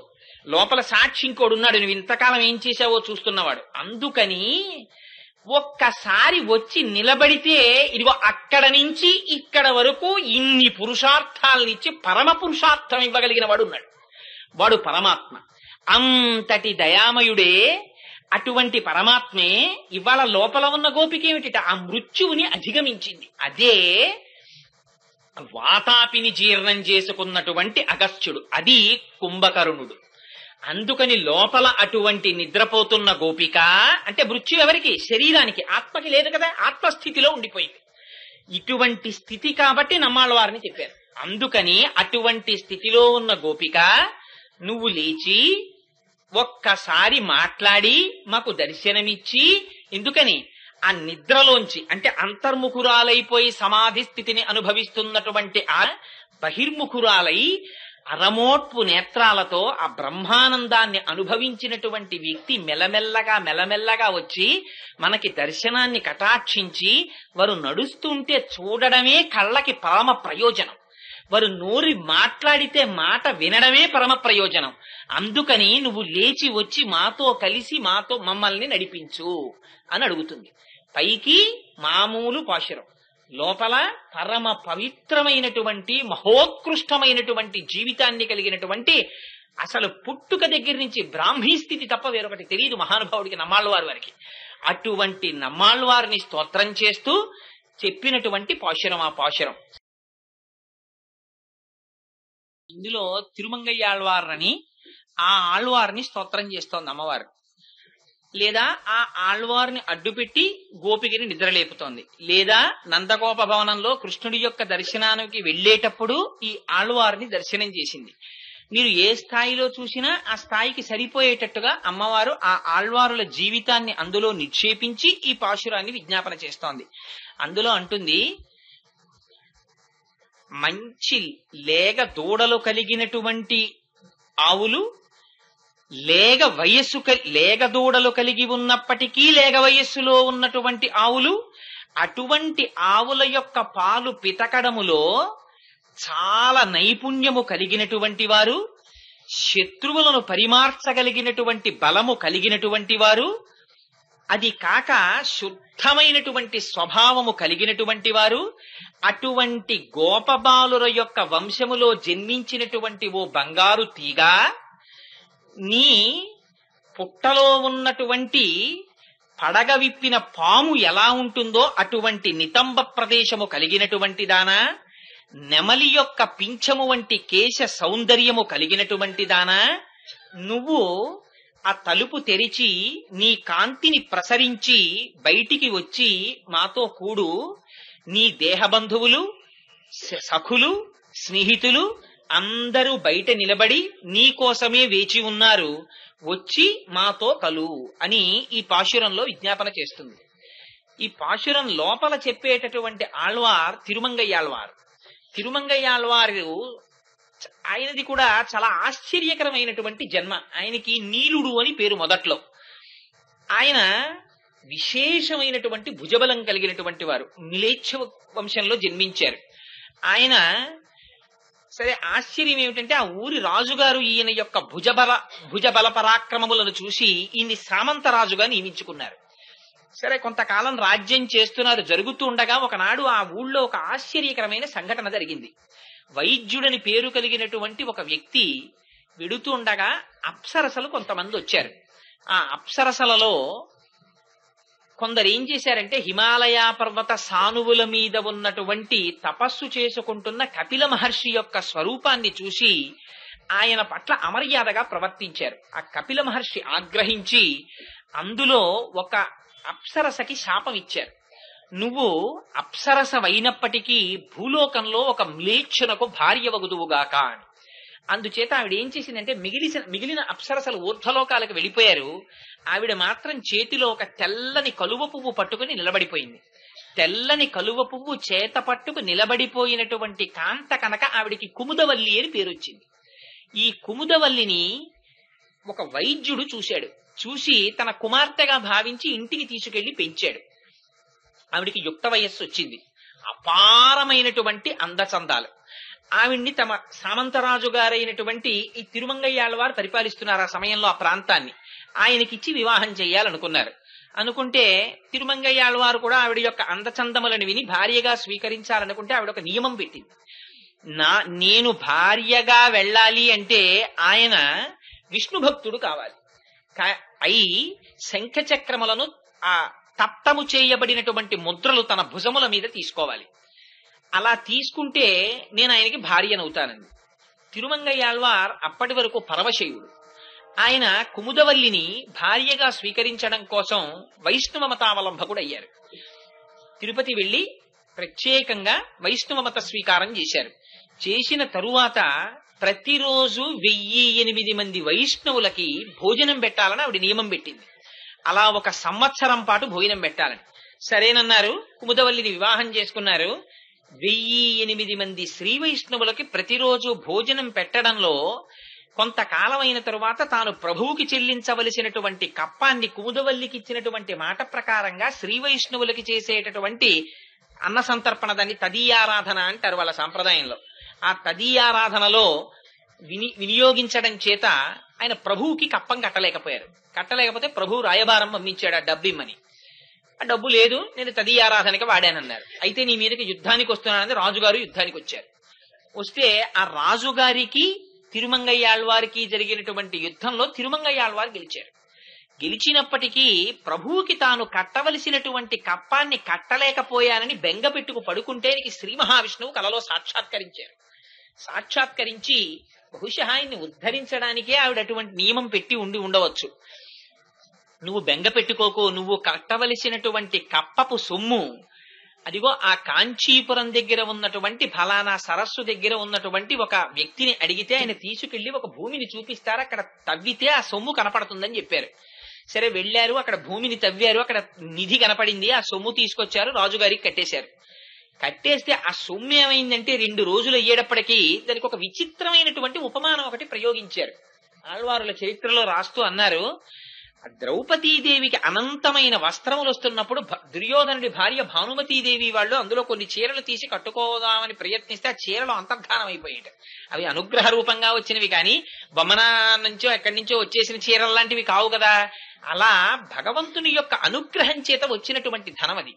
ఆ ధనాన్ని రాజు తీసుకెళ్లి తన యొక్క ఆ కోశాగారంలో పెట్టుకున్నాడు. పెట్టుకున్న 2 రోజులకి ఆ ధనం కనబడ్డం మానేసి, కనపడకపోతే ఇదంతా నువ్వే చేశావని తిరుమంగయ్యాళ్వారి మీద ఆరోపణ చేసి ఆయనని పదవిలోంచి తీసేశాడు రాజు. తీసేస్తే ఆయన పదవి పోయిందని బెంగ పెట్టుకోలేదు. ఆ సామంతరాజ పదవి పోయింది, కానీ రోజు 1008 మంది శ్రీ వైష్ణవులకి తదీయారాధన చెయ్యవలసిన నియమం పోతుందేమో అని బెంగ పెట్టుకుని దొంగగా మారారు. ఎంత ఆశ్చర్యం జరిగిందంటే ఆయన జీవితంలో ఒక ఇంట్లో దొంగతనం చేశారు. ఆ దొంగతనం చేసేటప్పుడు బంగారు కంచం ఒకటి పట్టుకొచ్చారు. ఆ బంగారు కంచం పట్టుకురావడంలో అది ఒక శ్రీ వైష్ణవులు ఇంట్లో పట్టుకొచ్చేశారు. పట్టుకొచ్చేయడంలో వాళ్ళు శ్రీ వైష్ణవులు వాళ్ళ ఇంట్లోంచి నేను సాక్షాత్తుగా శ్రీ మహావిష్ణువుని నమ్ముకున్న వారి ఇంట్లో బంగారం కంచం అపహరించానని తర్వాత చాలా బెంగ పెట్టుకుని ఇంకా నేను ఇటువంటి పనులు చేయను, దారి దొంగగా మారి వేదాన్ని ఎవరు విమర్శిస్తున్నారో వాళ్ళ దగ్గరే పట్టుకొస్తానని దారి దొంగగా మారి వేద ప్రామాణ్యమును అంగీకరించిన వారి దగ్గర పట్టుకొచ్చేవారు. పట్టుకొచ్చి తదీయారాధన చేస్తుండేవారు. పాపం అంటే భగవంతుడు ఒక్కొక్కరిని ఉద్ధరించడానికి ఒక్కొక్క విచిత్రమైనటువంటి ప్రవృత్తిని ఏర్పాటు చేస్తాడు. ఏది చేస్తున్నా రాచరికం పోయిందని బెంగలేదు, దొంగతనం మారిపోతోందని బెంగలేదు, తదీయారాధన జరగాలంతే ఆయన నియమం. అంత కష్టపడి రోజు 8 మందికి ఆ రకంగా తదీయారాధన చేస్తుండేవారు. ఆయనే చిట్ట చివరి రోజులలోకి వెళ్లేసరికి ఆ శ్రీ మహావిష్ణువు యొక్క ప్రమాణమును ఆవిష్కరించి ఎందరిలో వాదనలో గెలిచి శ్రీ మహావిష్ణువు యొక్క వైభవాన్ని ఆవిష్కరించి మహాజ్ఞాని అయి నిలబడిపోయారు. అటువంటి తిరుమంగయ్యాళ్వారు వారిని ఇవాళ స్తోత్రం చేస్తోంది అమ్మవారు. ఆయన యొక్క అంశ స్వయంగా శ్రీ మహావిష్ణువు చేతిలో ఉండేటటువంటి శాంగం అనేటటువంటి ధనస్సు అంటారు. అదిగో ఆ తిరుమంగయ్యాళ్వారి యొక్క జీవితాన్ని ఇవాల్టి పాశురంలో అమ్మవారు ప్రార్థన చేస్తోంది. అందులో అంటుంది, లేగలైనటువంటి దూడలను కలిగినటువంటి లేగ ఆవుల్ని పాలు పితకడంలో సమర్థులైనటువంటి గోపాల బాలుర వంశంలో నువ్వు పుట్టావుంది. మొదటి ఉపమానం చూడండి ఎంత విచిత్రమో. లేగ దూడలు కలిగినటువంటి ఆవులు కానీ లేగలుగానే కనపడుతున్నాయి. అది ఎలా కుదురుతుంది? లేగ దూడలైనా అయి ఉండాలి, ముసలి ఆవులైనా అయి ఉండాలి. లేగ దూడల్ని పెట్టాయి కనుక. కానిట లేగ దూడలని పెట్టినప్పటికీ లేగలగానే కనపడుతున్న ఆవులట. అటువంటి ఆవుల యొక్క పాలు పితకడంలో వీళ్ళు సమర్థులట గోపాల బాలురు. వాళ్ళ పిల్ల ఈ లోపల పడుకుని ఉందిట. ఏమిటి అల్లరంతా? ఎందుకు ఇన్ని మాటలు అంటే, ఇందులో ఎంత రహస్యంగా మాట్లాడుతోందంటే ఆవిడ, మనకి శరీరం వికారం చెందుతుంది. దీనికి 6 వికారాలు ఉంటాయి. అందుకని షడ్వికారాలు అంటారు. అందుకే పెద్దలు కూడా ఏమిట్రా వికారాలు అనడం కూడా ఇందులోంచే వచ్చిందేమో.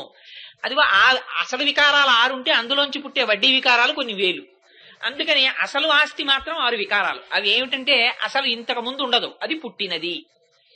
అంతకు ముందు లేదు కదండి. మరి ఇప్పుడు 1959 జూలై 14కి ముందు కోటేశ్వరరావు అనబడేటటువంటి ఈ శరీరం లేదు. ఇది ఆనాడు పుట్టింది కాబట్టి ఉన్నది.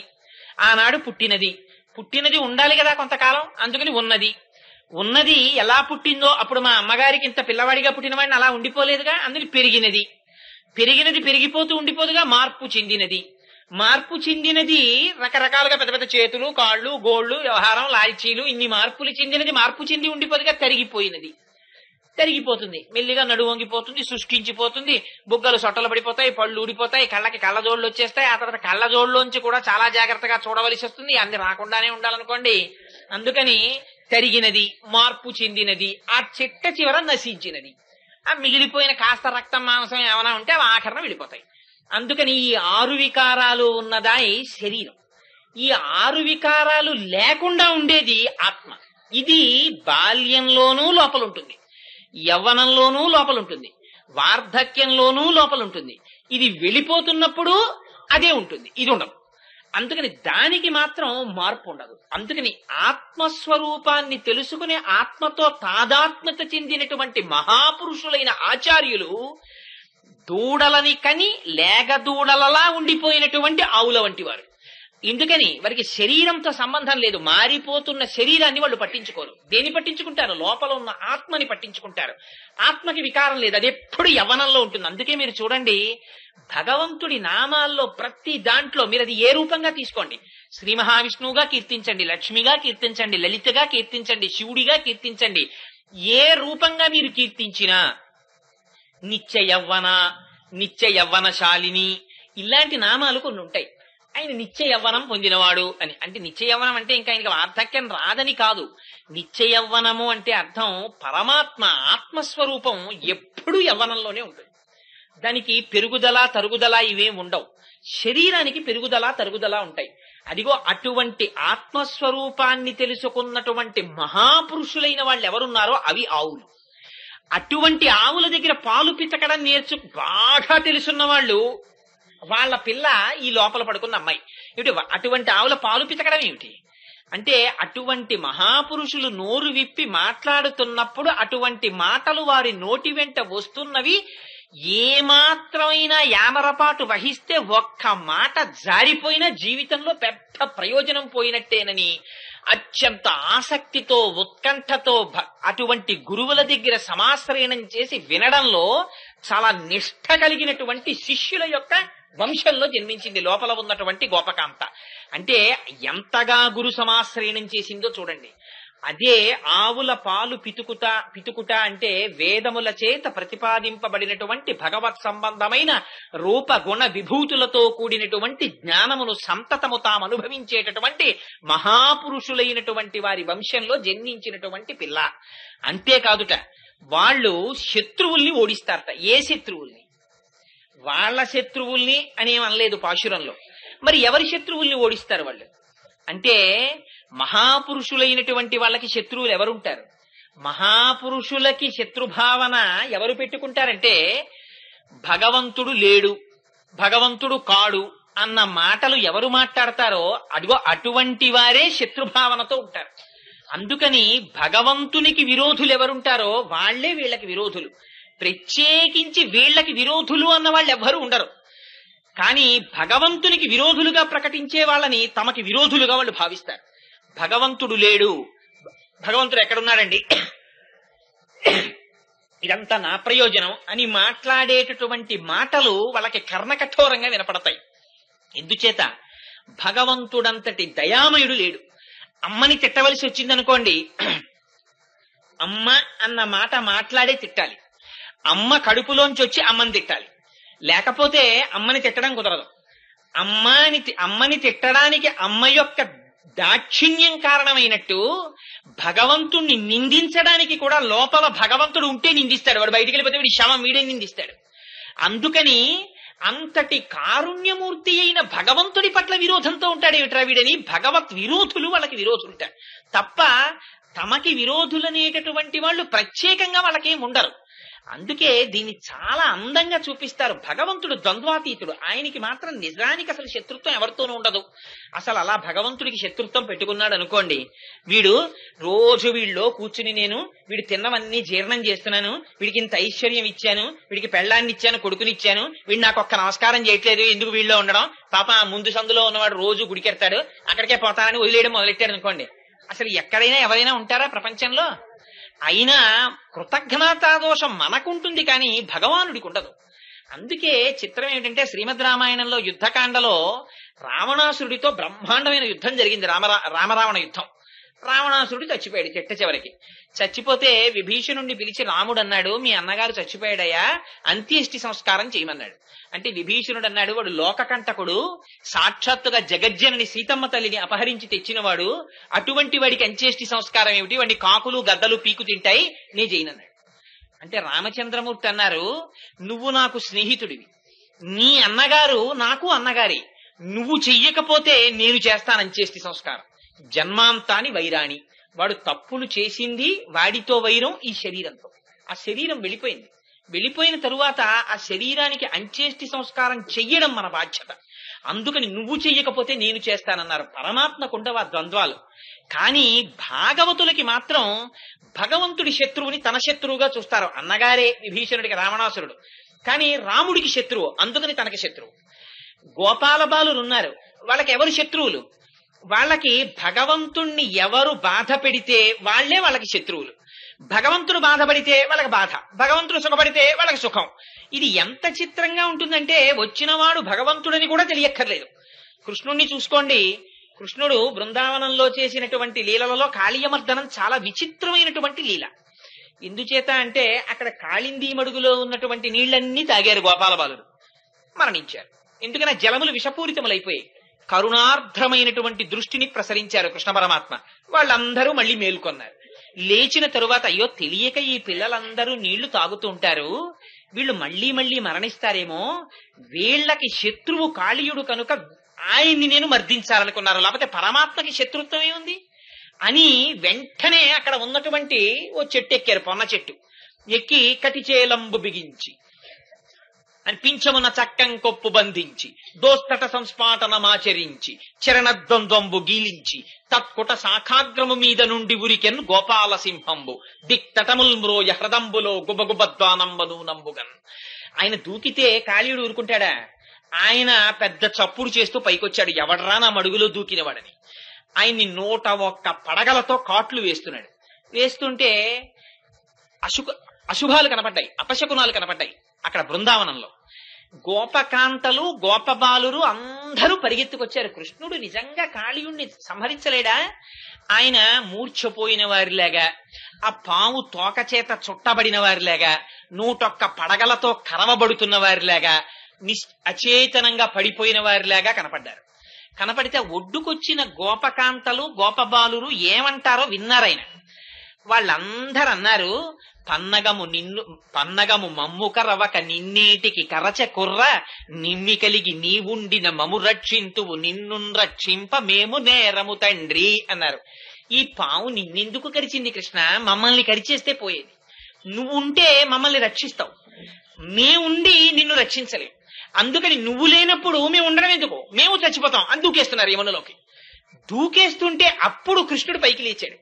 ఇది కావలసింది. మనకి ఎలా ఉంటుందంటే, మన వరకు వస్తే కదా మనం బానే ఉన్నాం కదా, భగవంతుడికి ఏమైనా వస్తే మనకేమిటి, ఆయన శక్తివంతుడు, ఆయన చూసుకోవడం ఏమిటి అనుకుంటాం. కానీ అపారమైనటువంటి భక్తి ఉన్న వాళ్ళ పరిస్థితి, భగవంతుడి శత్రువు వాళ్ళకి శత్రువు. ఎందుకని కాళీయుడు కృష్ణుణ్ణి మట్టు పెట్టడానికి ప్రయత్నిస్తున్నాడు, అందుకని కాళీయుడు వాళ్ళకి శత్రువు. తప్పించి కాళీయుడికి వీళ్ళకి ప్రత్యక్ష వైరం ఏం లేదు.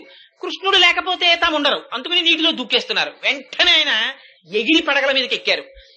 వెసదామోదరు పాదఘాతనకతుల్ వేవేల చందంబులన్ ప్రసభాటోపముజూప పాపపణ భృచ్చటా మండలం బసహంబై పగిలిన్ మణుల్ చెదరగా నాస్యంబులన్ శోణితం బెసగన్ దంష్టలు రుగ్గుగా గరళవహ్ని జ్వాలికల్ వెల్వడన్. ఆ తోక పట్టుకుని ఆ 101 పడగల మీద తాండవం చేస్తే పడగలు బద్దలైపోయి లోపలున్న మణులు చెల్లా చెదరైపోయి దాని నోటి వెంట రక్తం కక్కుకుంది. అంత తాండవం చేస్తే చూడండి ఎంత చిత్రం. ఆయన భార్యలు వచ్చారు. పరమాత్మ స్థితి ఎలా ఉంటుందో చూడండి. చంపేయగలరా పావుని? వాళ్ళు వచ్చి అన్నారు, ఎంత గొప్ప మాట మాటే. నిజంగా నేర్చుకోవాలి మనం కాళీయమర్దనంలోంచి ఎన్ని రహస్యాలు. వాళ్ళు భర్తని వెనకేసుకురాలేదు. వాళ్ళన్నారు, క్రూరుండి ఇతడు మంచివాడనచు చెప్పన్ రాము. కానీ నువ్వు ఇవాళ ఇటువంటి వాడికి ఆయన పడగల మీదకెక్కి నీ పాదములు పెట్టి నాట్యం చేశావు. ఈ పాదముల యొక్క తాండవం ఎవ్వరికి దక్కలేదు. ఎంత గొప్ప పాదాలంటే స్వామి, సామాన్యమైనటువంటి పాదాలేం కాదవి. బహుకాలంబు తపించి వ్రతముల్ పాటించి సేవించి నీ మహనీయోజ్వల పాదరేణు కన్న సంస్పర్శాధికారంబు శ్రీ మహిళారత్నము తొల్లి కాంచనిది నేమం వేమియున్ లేక ఈయహి నీ పాదయుగ హతింపడచనేడ అత్యద్భుతం ఈశ్వర. లక్ష్మీదేవి కొన్ని లక్షల సంవత్సరాలు తపస్సు చేస్తే నీ పాదములకున్నటువంటి ఒక పాద పరాగ కణాన్ని ముట్టుకునేటటువంటి అర్హత పొందింది. అలాంటిది ఇవాళ నీ పాదాలు తాండవం చేస్తున్న ఈయన పడగల మీద. ఎంత అదృష్టవంతుడయ్యామా ఆయన. పైగా క్రూరుండి ఇతడు మంచివాడనచు చెప్పన్ రాము దుశ్శీలుండు. అవును, అయినా మేము వైదవ్య దుష్టాలంకారము పొందనోడెదము అనాథానాథ పాలింపవే అన్నారు. స్వామి, నీకు అనాథలకి నాథుడని పేరు. నువ్వు మా ఆయన మంచివాడని మేము చెప్పట్లేదు, వాడు పరమ దుర్మార్గుడు. ఆయన వాడి పడగల మీదకెక్కి నువ్వు ఇలాగే నాట్యం ఆడితే చచ్చిపోతాడు. చచ్చిపోయాడనుకో మా పసుపు కుంకాలు పోతాయి. మేము పసుపు కుంకాలు పోతే మేము అనాథలం అయిపోతాం. మేము అనాథలం అయిపోతే నీకు అనాథనాథుడని పేరు. అనాథనాథుడు అనాథల్ని చెయ్యొచ్చా? అనాథల్ని కాపాడాలి, కానీ నీకు ఆ పేరుంది కాబట్టి మమ్మల్ని రక్షించాలి. ఎంత గడుసుతనమో చూడండి. అంటే ఆయన అన్నాడు, మీరు ఇలా అడిగారు కదా, అందుకని అక్కడ గోపాల బాలురు రక్షింపబడాలి, ఇక్కడ మీరు రక్షింపబడాలి. పరమాత్మకి ప్రీతి కలిగింది ఆ పాము యందు. బయటికి వచ్చాక ఆయన అన్నారు, అబ్బాయి నువ్వు ఇంకెక్కడి నుంచి ఇక్కడ ఉండద్దాయా, నువ్వు అదిగో యమునా నదిలోకి వెళ్ళిపోయి అక్కడ ఉండన్నారు. అంటే వెళ్ళిపోయింది ఆ పాము. బయటికి వచ్చాక గోపాల బాలురు ఎవ్వరు అదేమిటి కృష్ణ దాన్ని చంపి అవతల పారైపోయావా, ఎందుకు మళ్ళీ వదిలిపెట్టావు అని అనలేదు. పరమాత్మకి ప్రీతి పుడితే వాళ్ళకి ప్రీతి, పరమాత్మకి శత్రుత్వం పుడితే వాళ్ళకి శత్రుత్వం. కృష్ణ పరమాత్మ ఆడుకుంటే వాళ్ళు ఆడుకుంటారు, కృష్ణుడు తింటే వాళ్ళు తింటారు. అసలు కృష్ణుడు తినడం కూడా కాదండి విచిత్రం, కృష్ణుడు తినమంటే తింటారు గోపాల బాలురు. అది విచిత్రం. వాళ్ళకున్న గొప్ప భక్తినిష్ట అది. వాళ్ళు పాపం చిక్కాలు తెచ్చుకునేవారు, తినేవారు కూడా కాదు, ఆడుకుంటూ ఉండేవారు కృష్ణుడితో కలిసి. కృష్ణుడితో ఆడుకుంటే చాలు వాళ్ళ కడుపు నిండిపోయేది. కృష్ణుడే పిలిచేవాడు, అయ్యయ్యో ఎండం రగ్గితి రాకటం బడితిరింకేలా విలంబింపగా రెండో బాలకులార చల్దికుడువన్ రమ్యస్థలం బిక్కడి దండంబై లేగలు నీరు త్రావి ఇరమందం పచికల్ మేయుచున్ దండంబై విహరించుచుండ నమంద ప్రీతి భక్షింతమే. రండి రండి ఎండకి. భగవంతునికి శత్రువులు వాళ్ళకి శత్రువులు, భగవంతునికి మిత్రులు వాళ్ళకి మిత్రులు. అంతేకాని వాళ్ళకి శత్రువులు వాళ్ళకి మిత్రులు ఉండరు. అందుకు భగవంతుడికి కంసుడు శత్రువు. ఎందుకని కంసుడు ఎప్పుడు కృష్ణుడిని మట్టు పెట్టడానికి ఎవరినో పంపిస్తుంటాడు, అందుకని వాళ్ళకి కంసుడు అంటే కోపం. తప్పించి వాళ్ళకి వ్యక్తిగతంగా కంసుడితో శత్రుత్వం అవి ఏమీ ఉండవు ఆ గోపాల బాలురికి. ఇది మహాపురుషులైనటువంటి మహాభక్తులకు ఉండేటటువంటి లక్షణం. భగవంతుడితోడిదే జీవనంగా పెట్టుకున్నవారు. అందుకని ఆవుల పాలు పితకగలిగిన వారు, అనేక మంది శత్రువులను నిగ్రహించగలిగినటువంటి వారు, పరిశుద్ధమైన మనస్సున్నవారు. ఈ 3 గుణాలు బాహ్యంలో చూస్తే అసలు ఏమైనా పొంతనుందా ఓదానికోటి? మనస్సు పరిశుద్ధ సిద్ధంగా ఉండడం అంటే ఏమిటో తెలుసా అండి? వెన్నపూసలా ఉండడం. వెన్నపూస తీసి అక్కడ పెట్టారనుకోండి, చిన్న నలక అక్కడ పడింది అనుకోండి, ఏంటి వెన్నపూస మీద అలా నల్లగా ఉందని తీసేస్తాం. వెన్న ఎప్పుడు శుద్ధంగా చక్కగా తెల్లగా మెత్తగా ఉంటుంది. ఆ వెన్నపూస మజ్జిగలో పడేస్తే పైకి తేలుతూ శుద్ధమైనటువంటి స్థితిలో ఉంటారు. వాళ్ళకి ఎందుకని? ఈ లోపల సంస్కారం ఉంటుంది. ఆ లోపల తుడిచేస్తారు. ఏమిటి తుడిచేయడం? లోపల ఉండేటటువంటి కామక్రోధ లోభ మద మోహమాత్సర్యములను తుడిచేసి భగవంతుడికి పీట వేసి నిర్మలంగా ఎప్పుడూ ఇక్కడ స్వామిని ప్రతిష్ఠ చేసుకుని ఇక్కడ రమిస్తూ ఉంటారు. ఈ రమించడమే శుద్ధమైనటువంటి హృదయాలు. ఇంత పరిశుద్ధమైనటువంటి హృదయంతో అంతే తప్ప అస్తమానం ఎవరి మీదో పేరు పెట్టా పొద్దు పెట్టా ఇది అయితే ధర్మం తప్పినటువంటి వాళ్ళ పట్ల విచారణ చేయడం అనేటటువంటిది మహాపురుషులు కూడా వాళ్ళని మార్గంలోకి తీసుకురావడానికి చేసే ఉపదేశం. కానీ భగవంతుడితోటి సంబంధంలో పరిశుద్ధమైనటువంటి హృదయము కలిగినటువంటి వారు మహాభక్తులు. వాళ్ళకి ఇంకేం అక్కర్లేదు, వాళ్ళకి కేవలం భగవంతుడు. ఎంత చిత్రంగా ఉంటుందంటే ఆ భక్తుల లక్షణం కొందరి యొక్క స్థితి చూస్తే ఆశ్చర్యం వేస్తుంది. కబీర్ దాస్ గారు రోడ్డు మీద వెళ్ళిపోతున్నారు. ఎవరో ఒక ఆవిడ అరుగు మీద కూర్చుని జొన్నలు తిప్పుకుంటోంది. తిరగల్లో తిప్పుకుంటుంటే ఆ తిరగలు చూసి ఏడుపు మొదలెట్టారు. ఏడుపు మొదలెడితే అలా వెళ్ళిపోతున్నారు ఒక ఆయన సన్యాసి. ఎందుకయ్యా అటు చూస్తున్నావు ఎందుకని అడిగారు. ఎందరో వెళ్ళిపోతున్నారు. రోడ్డు వెంట ఆవిడ జొన్నలు తిప్పుకుంటూ ఆవిడ కూర్చుంది. ఆ రోడ్డు మీద ఈవిడ జొన్నలు తిప్పుకుంటోంది అనుకుంటూ వెళ్ళిపోతున్నారు. ఒక్క కబీర్ దాస్ గారే ఏడిచారు. ఏడిస్తే వెనక నుంచి వస్తున్నాయని అడిగాడు. ఎందుకయ్యా ఏడుస్తున్నావు అని అడిగాడు. స్వామి చూశారా, పైన రాయి కింద రాయి, ఆ మధ్యలో కన్నంలోంచి పోసేస్తోంది జొన్నల్ని. ఒక గురుజు ఒక దాన్ని కర్రను దాన్ని ఆధారం చేసుకుని తిప్పేస్తోంది. ఆ రెండింటి మధ్యలో పడిపోయి జొన్నలన్నీ పిండైపోతున్నాయి. మనందరి జీవితాలు అంతే కదా స్వామి. పైన ఈ కాలం అనేటటువంటిది ఒకటి తిరిగిపోతుంది.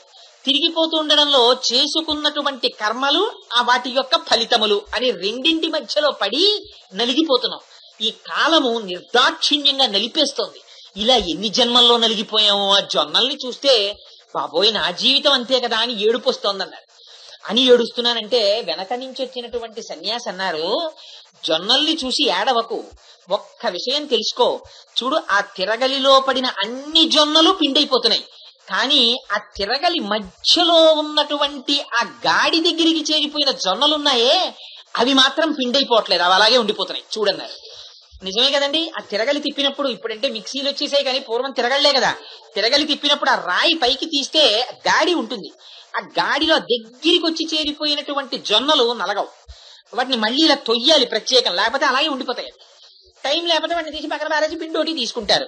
అంటే ఎవరు విషయ ప్రపంచాన్ని వదిలిపెట్టి భగవంతుని యొక్క పాదముల దగ్గరికి చేరిపోతున్నారో వాళ్ళు మాత్రం నలిగిపోవట్లేదు కాలంలో అని ఆయన బోధ చేశారు.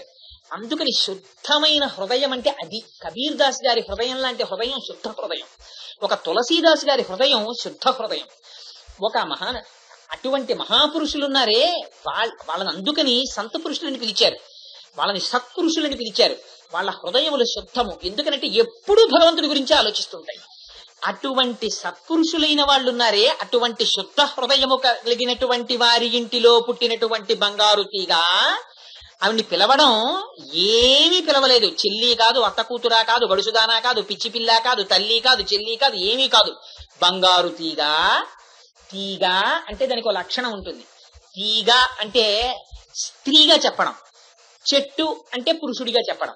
ఎందుచేత చెట్టుని తీగ అల్లుకుంటుంది. చెట్టు తీగకి ఆధారం అవుతుంది. ఆ తీగ అల్లుకుంటుంది. ఒక రామాయణ వ్యాఖ్యానంలో ఎంత చిత్రమైన మాట అన్నారంటే, సీతారామ లక్ష్మణులు అరణ్యవాసానికి వెళ్ళిపోతున్నారు. వెళ్ళిపోతుంటే ఒక పెద్ద చెట్టు కనపడింది.